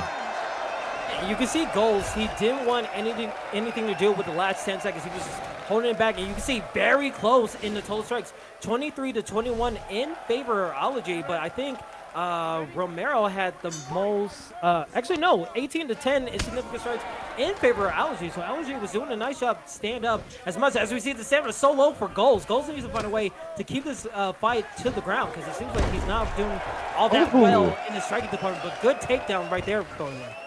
It is. I mean, that was kind of a rough start to the round. Definitely not what you wanted to do, but, you know, turned it around quickly. He full mount. He needs to do some damage now. I mean, this is where he wanted to be. He did this for 3 times trying to get this takedown. Now he needs to put the work in as that block gauge is low. And we see, you know, we have to be impressed with Ology's bottom game, because he was able to get out of those ground situations twice. Can he do a 3rd time without using a lot of stamina?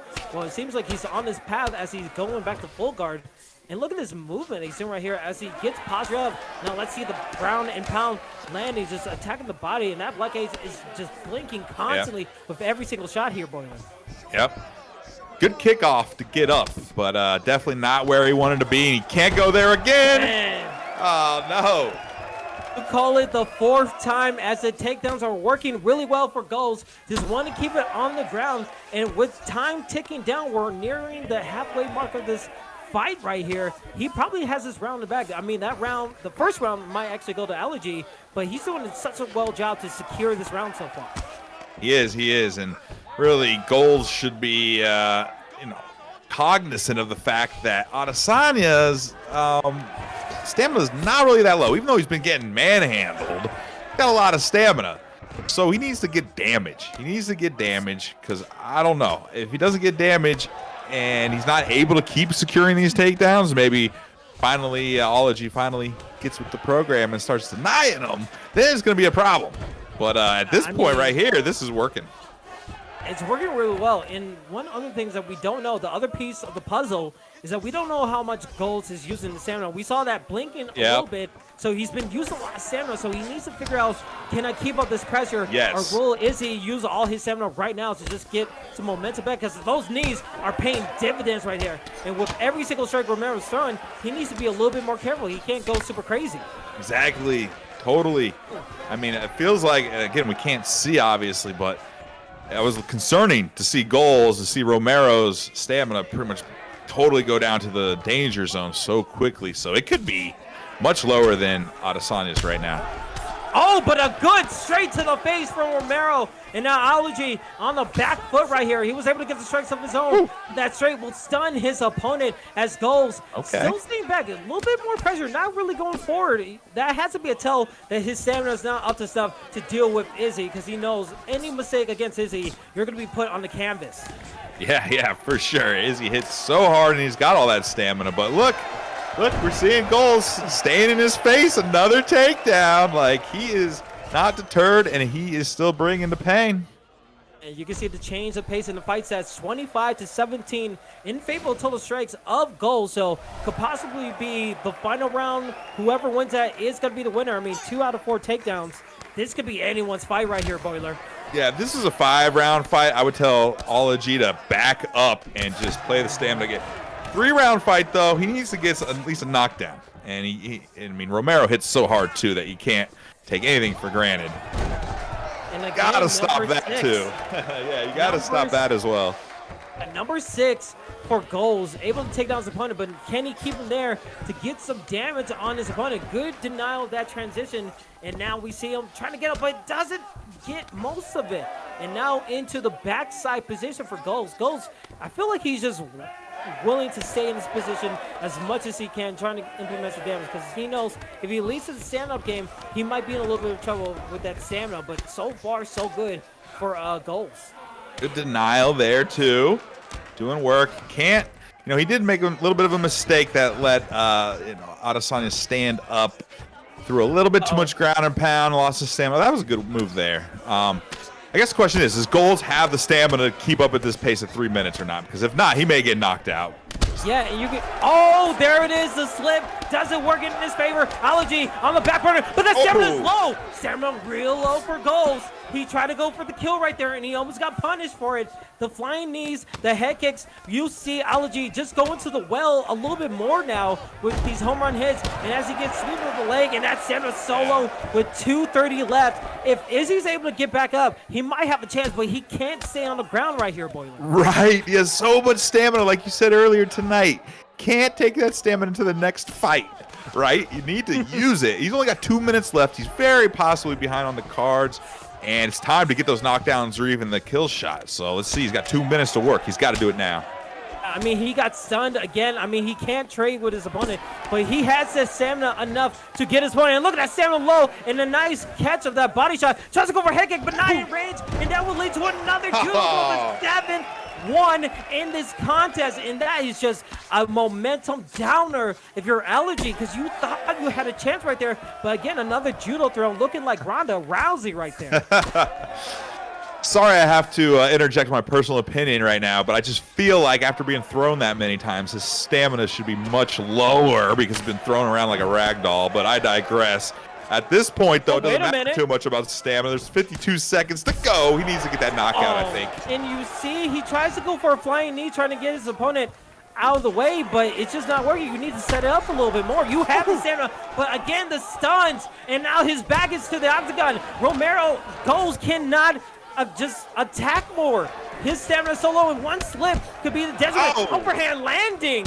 Oh, with 15 seconds with the stun. Can he get a buzzer beater for a knockout? Trying to go for the home run hit. Oh, flying knees again. Not landing. Good job, and my goodness. Gosh, man. That was a hell of a flurry. At least he went out on his shield, man. That was, maybe could have done that a little bit earlier, but at least he tried, man. He did go all out. That was big time. You could see that Ology's movement was just to go for the knees constantly. He didn't set up anything else. And as we see, Goals 99 able to take the victory with that knockdown. I mean, good showing from both Cavares, but Goals really had a game plan and he used it to his full effect. Yeah, no, I was impressed. And kind of as we talked earlier, he didn't say anything about implementing those throws, but he landed, 7 of them? And he did a lot of his damage on the feet, but when you grind somebody, not only are you hurting them in the game, but just as importantly, you're messing with their mind, like the other player on the other controller. You're messing with their mind when they're getting thrown around that many times. But to be honest, Ology did not give up. It's very frustrating when that happens, but he's able to get back up pretty much every single time. Just kind of put him behind the 8 ball and definitely not, where the judges wanted it to be. And he did go all out at the end. Maybe if he had started that a little earlier in the 3rd round, we would have seen something different. But great work by Goals for sure. Yeah, and one thing, it reminded me similar to what we see Khabib do in the UFC. Everyone's worried about the takedowns. You get takedowns so many times, and it leads the head open for all those stuns and knockdowns. So it was a very good game plan where he saw his opponent not really deal well with the judo throws. And then when he saw that his opponent probably blocking the body a little bit more, being cautious of the takedown, able to leave that head open. And then when Ology, to his credit, not giving up, going with these flying knees. We saw Gold just shell up, like wait for his moment, wait for that stamina to go down, and just hit him with the stamina. And plus, his stamina was so low for like probably the second half of the fight. Yeah. And able to do all those judo throws and get those stuff down. I mean, kudos for him for having an excellent game plan. It's almost like the perfect 3-round Romero game plan right there. Like the last half of the third round, you're gassed, you're going to lose it, but you did enough damage or almost got knockouts earlier that, hey, it worked out perfectly for him. 5 rounds would have been different, maybe, but maybe not. You know, Goals was doing so much damage, so would have been fun to see. Absolutely. But speaking of fun, Boiler, we only have 2 more fights left, and they are for a title. As we go into our co-main event of the evening, ladies and gentlemen, it is for the vacant lightweight title of IXC. It's going to be Midwest 23, the ranked number 2 fighter, 3-1, going against Showtime Satch, the number 1 ranked competitor who is also 3-1. And when you look at the scouting report, this is deserving of a 5-round title fight. Yes, sir. Let's start with one of the most dedicated guys in the entire community, Midwest, the owner, operator of IXC, of course. Former lightweight champ, former bantamweight champ, and he gets into these fights. You know, it's not just about the belts to him. It's about having fun. You know, his goal is to be competitive, be consistent, and kind of foster, you know, the community. And that's exactly what he's doing. He describes his style as calculated, pressure fighting, wide variety of combos, and really just all around type of fighter. Prides himself in not having any weaknesses. Obviously, the owner of IXC, year and a half old. Really, IXC has come into its own since UFC 4. You know, obviously it started before launch, but it's been grinding, getting bigger stars, and we're having a hell of a time tonight. So Midwest, you're doing a great job with this organization. Proud to be able to announce with Kingsley. A lot of fun. But let's move on to his opponent. Can't always just talk about the boss, right? Plan is to stay relevant while losing a bunch of fights. Well, this is a family program, so I won't say what, but you know, he wants to be one of those crazy guys that's still relevant, mixing it up. He's Showtime for a reason. Quote, I fight like a crackhead. This ain't a dance. I ain't two-stepping. This is a fight. So that's the type of attitude against the clean-cut owner of the organization. This should be pretty fun. Finally, Satchmo Life just lost his bantamweight belt, but looking to reclaim that glory, and as a lot of others are, looking to see if he will be selected potentially to join the ESFL. Like one heck of a matchup here. One heck of a matchup. It's not going to be the 3 rounds. It's a 5-round title fight. So a lot is on the line.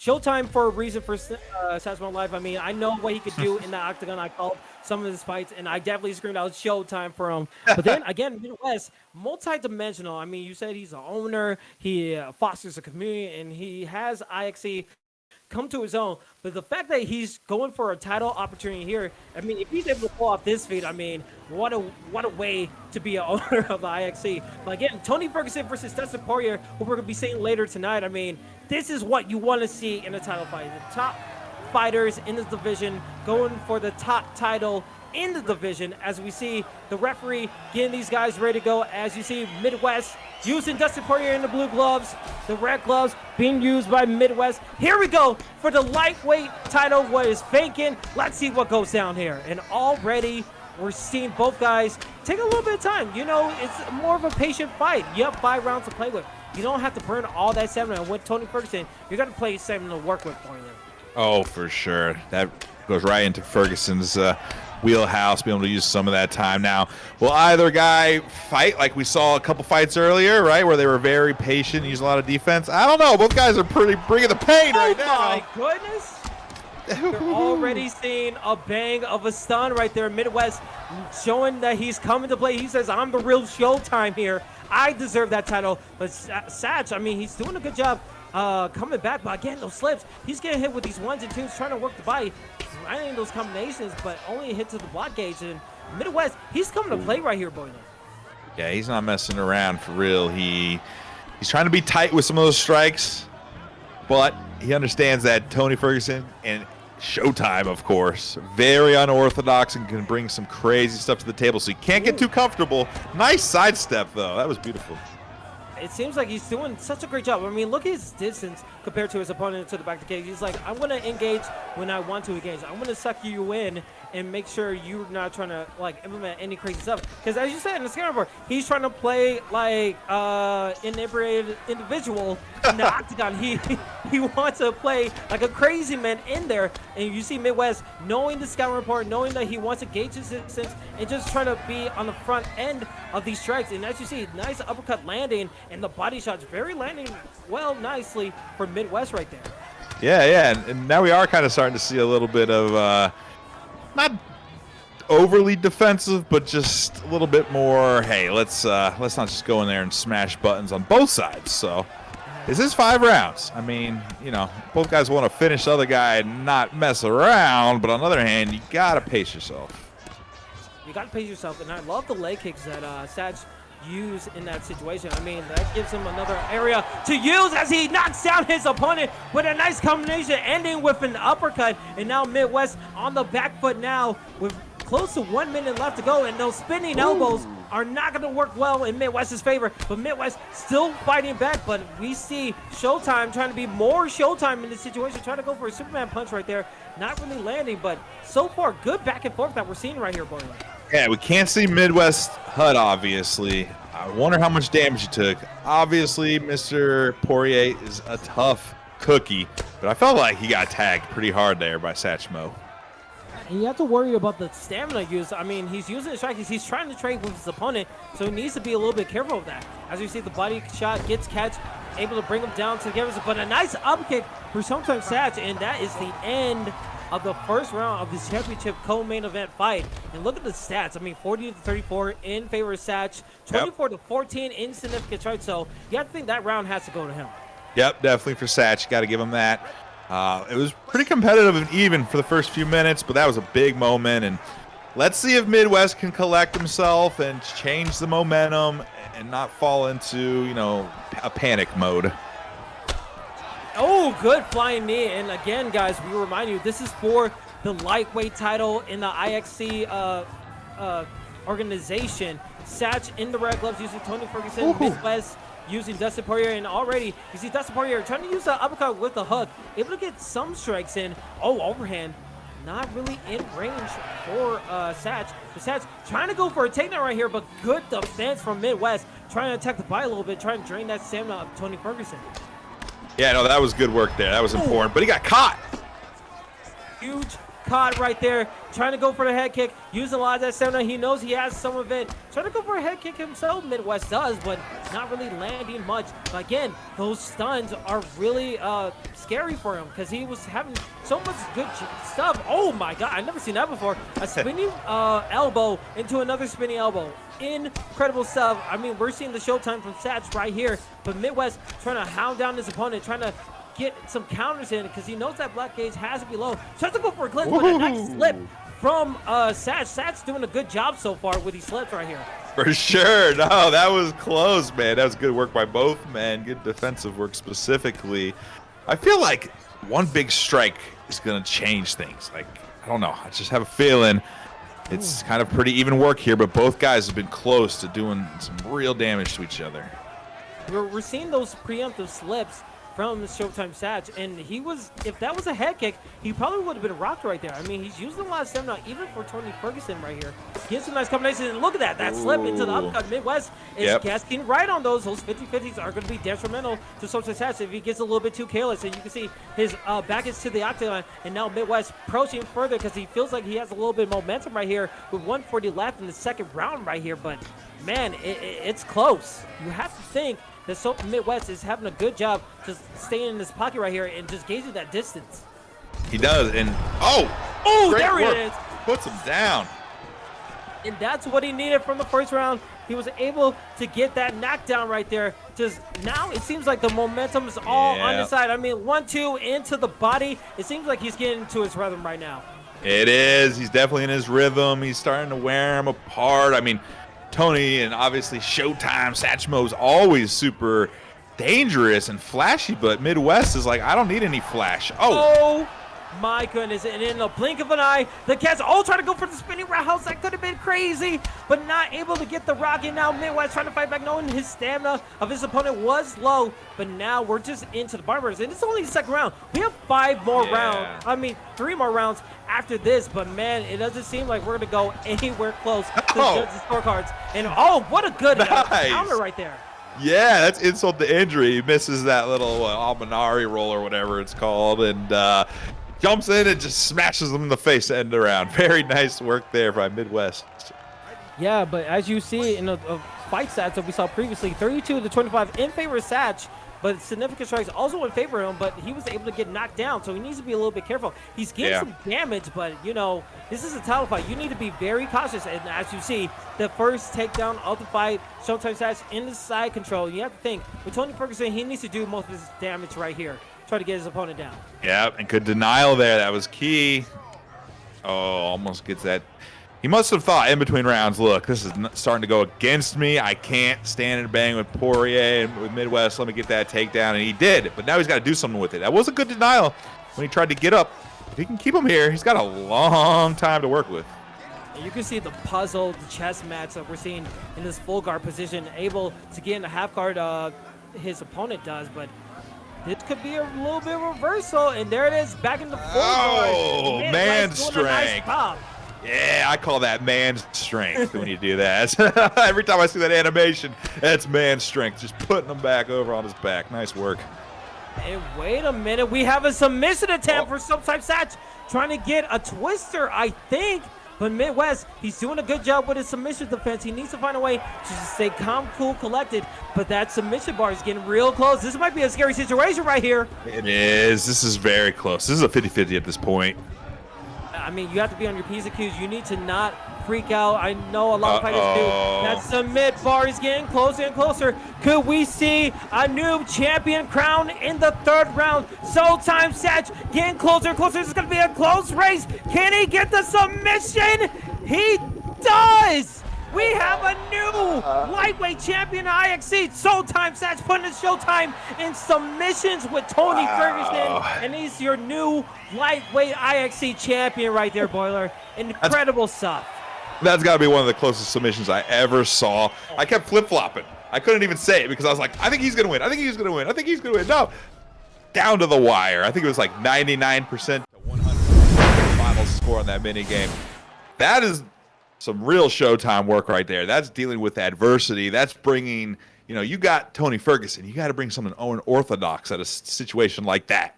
And it's exactly what he did, and he pulled it out. Great work. You beat the boss man, but I'm sure the boss man was stoked to have such a great fight on his organization on this card. Maybe you can buy him dinner and buy him a drink next time you see him, though, because that was a tough one. That was tough, man, but great fight, guys. Absolutely. You said it right. It was absolutely tough, and you had to think with the first 2 rounds how back and forth it was. Even though he had more significant strikes, he wasn't too comfortable staying in the stand-up, and then when he went to the ground, he was like, okay, I can adapt better than you. Let me try to see what you could do. And the fact that he was able to get a twister, I don't even think we've seen a twister here in the ESFL. I can't even remember. I'm sure the guys in the back will correct me if I'm wrong, but I think that's the first twister that we've seen on one of these fight cards. So incredible stuff that we're seeing, just the diversity of picks, diversity of gameplay that we're seeing, and it's only getting better and better with this offseason that we're seeing just the evolution of this game and what fighters are looking to do when it comes to the medal. So I'm super excited to what we see. And Boiler, any last words before we get into what's sure to be a hell of a matchup? You know, it's so easy to kick a game when it's down, right? UFC or anything, really. But when you get the right fighters with the right styles and the right motivation, and you put them together like IXC does, like ESFL does, like others affiliates, and now with the official UFC tomorrow, this game does shine. There's some flaws, there's some issues, but there's some very fun fights tonight, very unique styles. The fighters, like the actual characters in the game, are pretty unique. I feel like their move sets and what they bring to the table is pretty unique. And I don't know. I'm having a hell of a time. I feel like this competitive scene has blown up, and I'm so proud to be part of it and being able to do this with you, man. And it brings new life into this game. If I was just playing ranked or quick fights, I would have quit 6 months ago. But there's so much fun going on here in the community these days, even almost a year after launch, that, it's a perfect time to be a part of it. Absolutely. And what a perfect time to get things going. I mean, before UFC 264, ladies and gentlemen, Boiler, everyone in the chat, live here on Twitch and on YouTube for the ESFL Network for IXC. Ladies and gentlemen, it's about that time, everybody. It is your main event of the evening for IXC 10 here on the ESFL Network. It is the man without no introduction, KM Intro, the champ, holder of the bantamweight title and the featherweight title, putting his bantamweight title on the line against a contender in Tabaric in the bantamweight division in the scouting report. This is sure to be the fight of the night. One hell of a main event right here, Boiler. Start in the red corner, Tabaric challenger. Really wants to be consistent, wants to be one of the top guys, obviously wants to win this, get the strap, get noticed by the ESFL. Calls himself a pressure boxer. Technical wherever the fight may go. And that was it. Tabaric, quiet guy. Let's see if he can make some noise. The hands, fists, knees, submissions. We'll find out. Of course, though, the man that doesn't need an intro. Current double champ, bantamweight and featherweight. Second ever double champ in IXC history. Looking at IXC history, trying to keep that moving that way. Wants to work his way up to the ESFL and become the Xbox champ in ESFL. So he's like, look, I got 2 belts. I'm holding them down. I'm facing all comers. I'm beating them. I'm on the ESFL Twitch right now on this special event. I'm going to win this, and then ESFL has to get me, is pretty much what he's saying. He's patient, calculated striker, sneaky body work, very knowledgeable distance and range, which we've seen some fighters really implement that well tonight. Great accuracy and timing. I mean, he's just so well-rounded here. Intro expects to dominate the pace, control the range, slowly pick apart. We're going to see. Let's see if we can hold that to him. He says he's going to slowly pick him apart. It is a 5-rounder. Let's see if he goes in there or he just starts to swing and bang. Second ever IXC double champ. We already went through that part of. Oh, here's the key. Another old school guy. I love to see this. Intro's been playing UFC since Undisputed 2010. He's never been a part of a camp before being invited to Kingsman. And on Twitter, I've been seeing Kingsman doing a lot of work, recruiting a lot of guys. Kingsley, I think you needed an invite from Kingsman, right? I just got to put that out there. But anyway, Intro, proud member of the Kingsman camp. And he's been playing for fun for many years, realized he's really good at it. And he's part of the community. That's kind of like my style. I just played these games when I was a kid. Played online the first time, started beating people like, damn, maybe I'm not too bad. So Intro really wants to take that to the next level, though, and hit that ESFL. Let's see what he can do, Kingsley. I mean, a lot is on the line. Even though it's the off season, it ain't the off season for these guys. A lot of stuff is on the line. Our title's on the line. ESFL could possibly be on the line here. It's all about putting on a good show. Intro being a champ.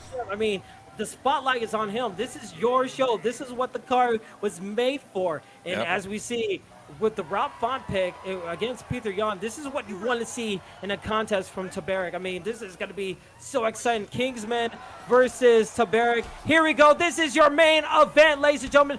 Peter Yan being used by KM Intro, the champ putting his bantamweight title on the line, going against the challenger in the red gloves using Rob Font, and already we're seeing some strikes, we see some body shots, and just a good fight feel, big fight feel for everybody right here in the ESFL Network right here, and just good body uppercut so far. We see those push kicks landing very nicely for Intro. Intro doing a swell job, just being patient a little bit. He needs to watch out for those body shots, able to catch that leg a little bit.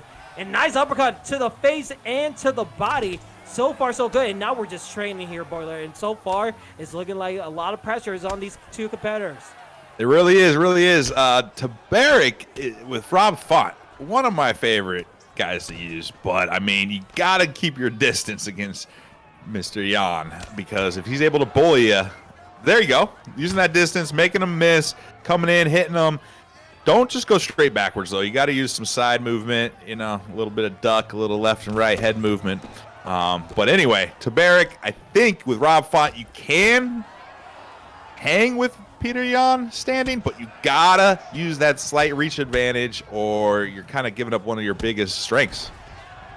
And already we're seeing Tabaric just doing a nice job with those body shots and able to use that clinch to his factor. I mean, the way he switches up levels a little bit with just the jab into the uppercut body. But again, those push kicks seem the favorite move. Has a head kick landing for the champ.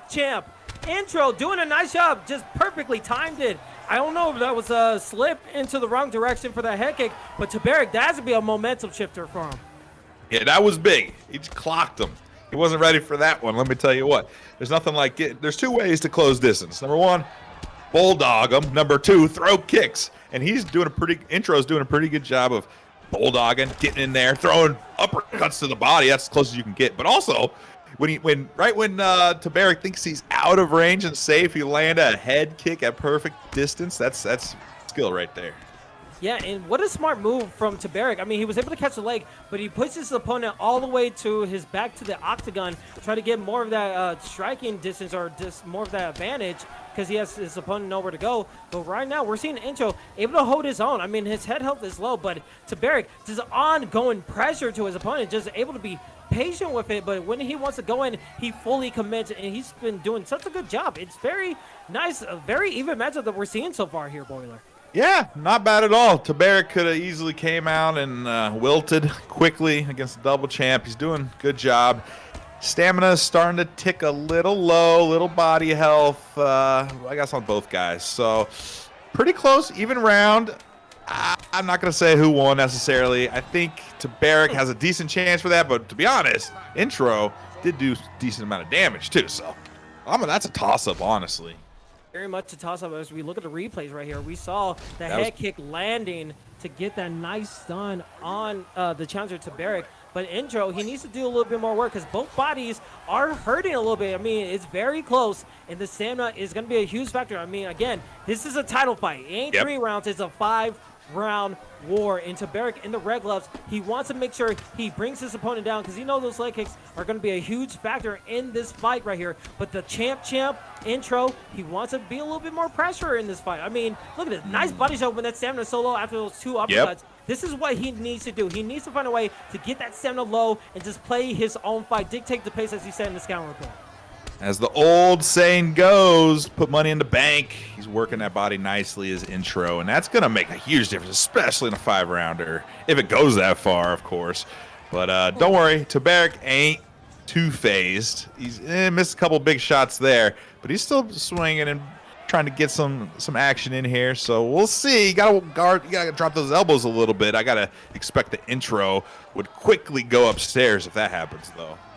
And you can see, I was wondering when they were going to try to go for a takedown right here because you never know what it could be. Maybe just get your opponent his toes. But Intro doing a nice job defending those takedowns and just attacking the body just constantly. And now that body health for Tabaric is just very, very low. Tries to go for a flying knee right there, but not able to land.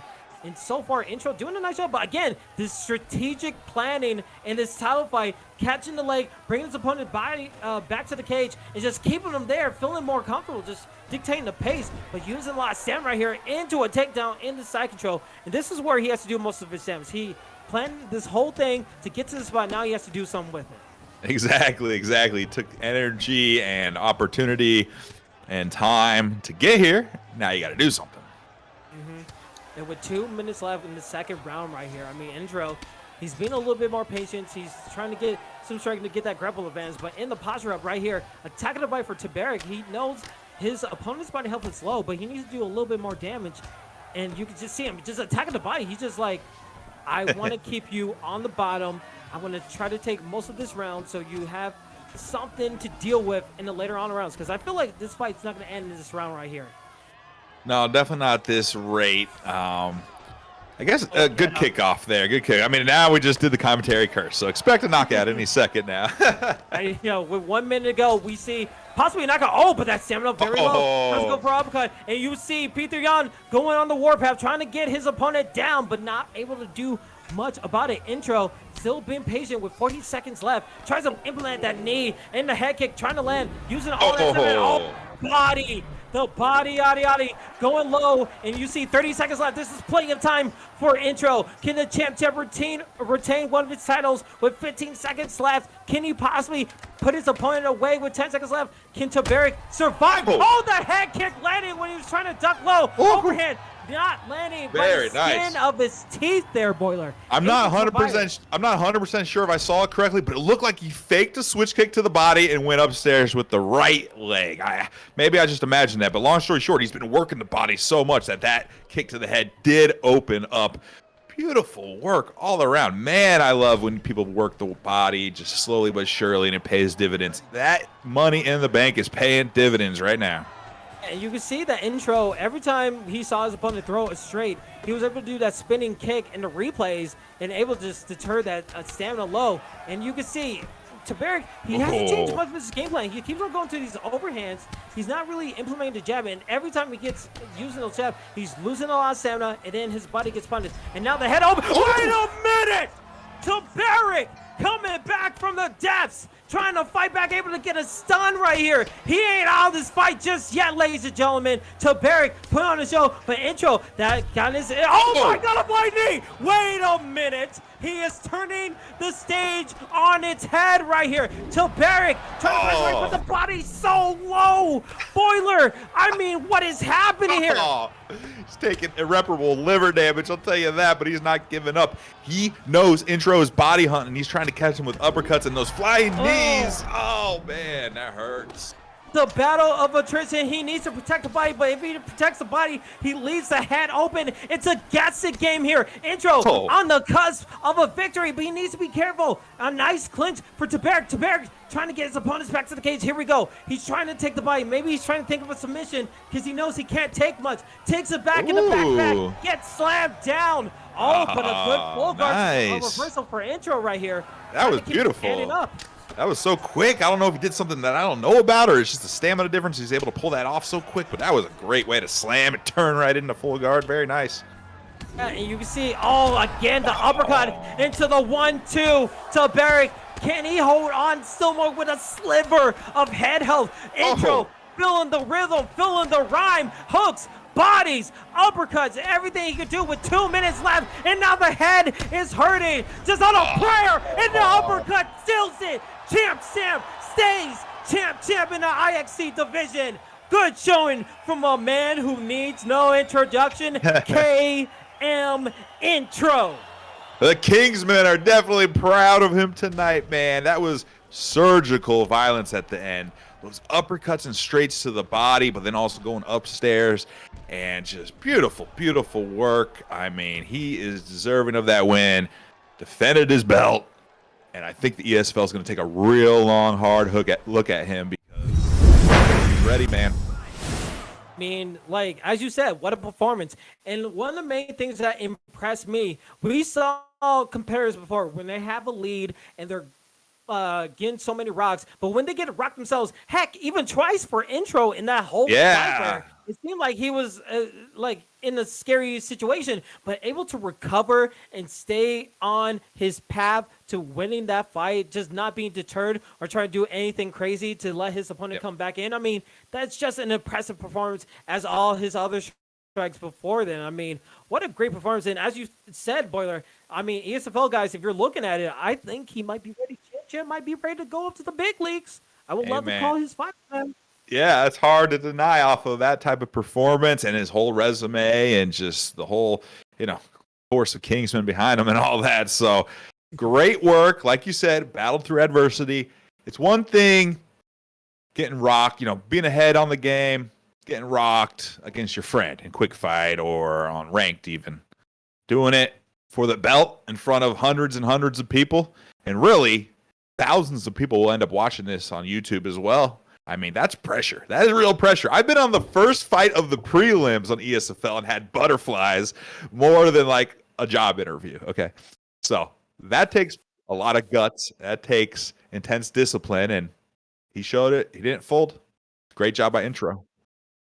And you know what? Breaking news here, brother. I got some word from the back that the ESFL scouting has made a decision, and the people who will be going into the ESFL for the new season It's going to be Showtime Sad Small Life. He is going to the ESFL and also joining him. What a surprise. He became the champ, remaining champ. It is KM Intro. They are coming to the ESFL to fight on our promotion. So congratulations for both of those fighters for putting on such a great performance. But man, yeah, I mean, talk about these two fighters. I mean, the last fight we saw, amazing, but Showtime Sats able to put on performance. I mean, these guys win titles and they earn the whole promotion to go up to the higher levels in the ESFL. I mean, talk about what you think about their decisions to let them go into the ESFL. I think it's time. It's time. You know, they put in the work. They did it the right way. They've proven it. They've had a long track record, but also on the big stage today made it happen. So, you know, I'm sure IXC is going to miss them, you know, but they could always be proud that they helped foster and cultivate them as the champions that they are. And now you got your own fighters in the ESFL. You can root for them every when we get over to season 3 later this summer into the fall. Absolutely. I mean, they're going to be showing out to a lot of new competitors. It's going to be new blood, and it's going to be very exciting. I mean, talk about the type of competitors. I mean, along with them going up to higher levels for the summer and fall whenever we do the new season, I mean, this is the beginning of our off season with all of our affiliate leagues. We're going to have more stuff. And along with that, we're going to see the best of the best in the UFC Esports Summer League this whole month of July and a little bit of August. I mean, a lot of great stuff's coming along the way. So this is just a palate cleanser or a palate taste, just a sample of what you're going to be getting from the ESFL and just the UFC in total. I mean, Boiler, I'm so excited about what's going to be happening further on. Can I, real quick, just go through some of the matchups tomorrow, okay? Here are just a few of the matchups. I'm working on the scouting report in live time. Here's some of the matchups. As I said earlier, we got Swiss and Papa Lemur, not Lemore. First up, has to be Lamar. I'm calling him Lamar. We got Rennie and EK Dino. EK Dino's been on a tear, but Rennie, they're now I believe, I may be wrong, but I'm almost positive submissions that were banned may be coming back because they were tweaked. Again, I should confirm that, but I know Rennie is one hell of a submission artist. And EK Dino is one hell of a stand-up and has won a lot of big tournaments recently. So we got that. We got the return of Ash, a bathing Ash, and Davey. They're fighting it out. Blake is going to be fighting the representative from my tournament, content creator, Kratos MMA. He won and went up through there against Blake Tyler. OG Bulldog versus JC Young Blood duking it out. I mean, we got a couple others. And that's just this bracket. Next week, we have the other bracket, and we're going to bring them together. And again, I believe August 1st, let me check the calendar, Sunday, August 1st, the 4th week. Yes, exactly. Sunday, August 1st will be the grand finale, thousands and thousands of dollars on the line. But every Sunday, starting tomorrow, until then, we're going to have 16-man tournament, best out of 3, run it all the way through. See that violence? It's going to be a great time, man. Yeah, so you make sure you plan your schedule accordingly. Saturdays, you're going to get some of the off-season affiliate league cards that we have today, and then the next day, it's a double feature with the UFC on their own Twitch channel, showing the best of the best from the ESFL and just having a fun time with Balian and Bruce Lee Rob, and we'll be able to hold you down with Saturday. So a lot of great things coming up in the future. We can't wait for you guys to see these amazing matchups. If this was any indication of what we're going to be seeing this month, I cannot wait. And be sure to follow us on Twitter, on Discord. Make sure you join in the Discord community. We're always open up for new fights. And also for IXC. IXC put on this heck of a card. If you want to join them, be sure to join IXC Discord. They're one of our affiliate leagues. It's in one of our tabs over at the ESFL Discord as well. Follow us on Insta. We also have a Facebook. Everywhere that you want to have socials, ESFL is there, and we're always putting on amazing fights, and especially on Twitch and on YouTube. If you want to see previous VODs of what you could be seeing in the future, just to get a little bit more research of what you're going to be seeing in these fights, be sure to go on our YouTube or our Twitch to see previous VODs from our previous seasons, and to see what exciting matchups you're going to be seeing in the future. So a lot of great things coming along the pipeline. I can't wait for them. I know, Boiler, you can't wait for them. It's going to be so sick. So without further ado, ladies and gentlemen, any last words for you before we close this off, Boiler? Oh man, just really had a great time with you today, man. We're a good team. Shout out to Chur back there doing work in the production, and Mr. Uber Libra, the heart and soul of the community, ESFL. I mean, oh my gosh, it takes so many people. I mean, Midwest and his team over at IXC had a very well put together scouting report, professional guys, and I mean, just shout out to everybody. Great job. I'm just so excited and happy that the fight community's kind of hit this next level, right, man? It's just like, we finally are esports. We've been waiting forever for this, and we're here now. So great stuff. It's only going to get bigger and better from here, so you better get along for the ride because it's going to be a roller coaster of awesome content.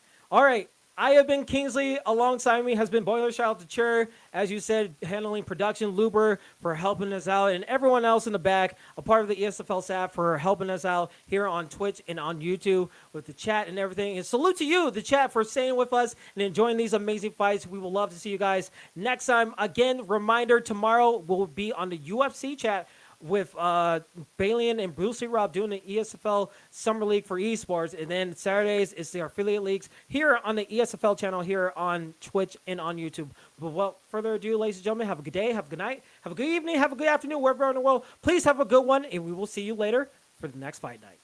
Peace out.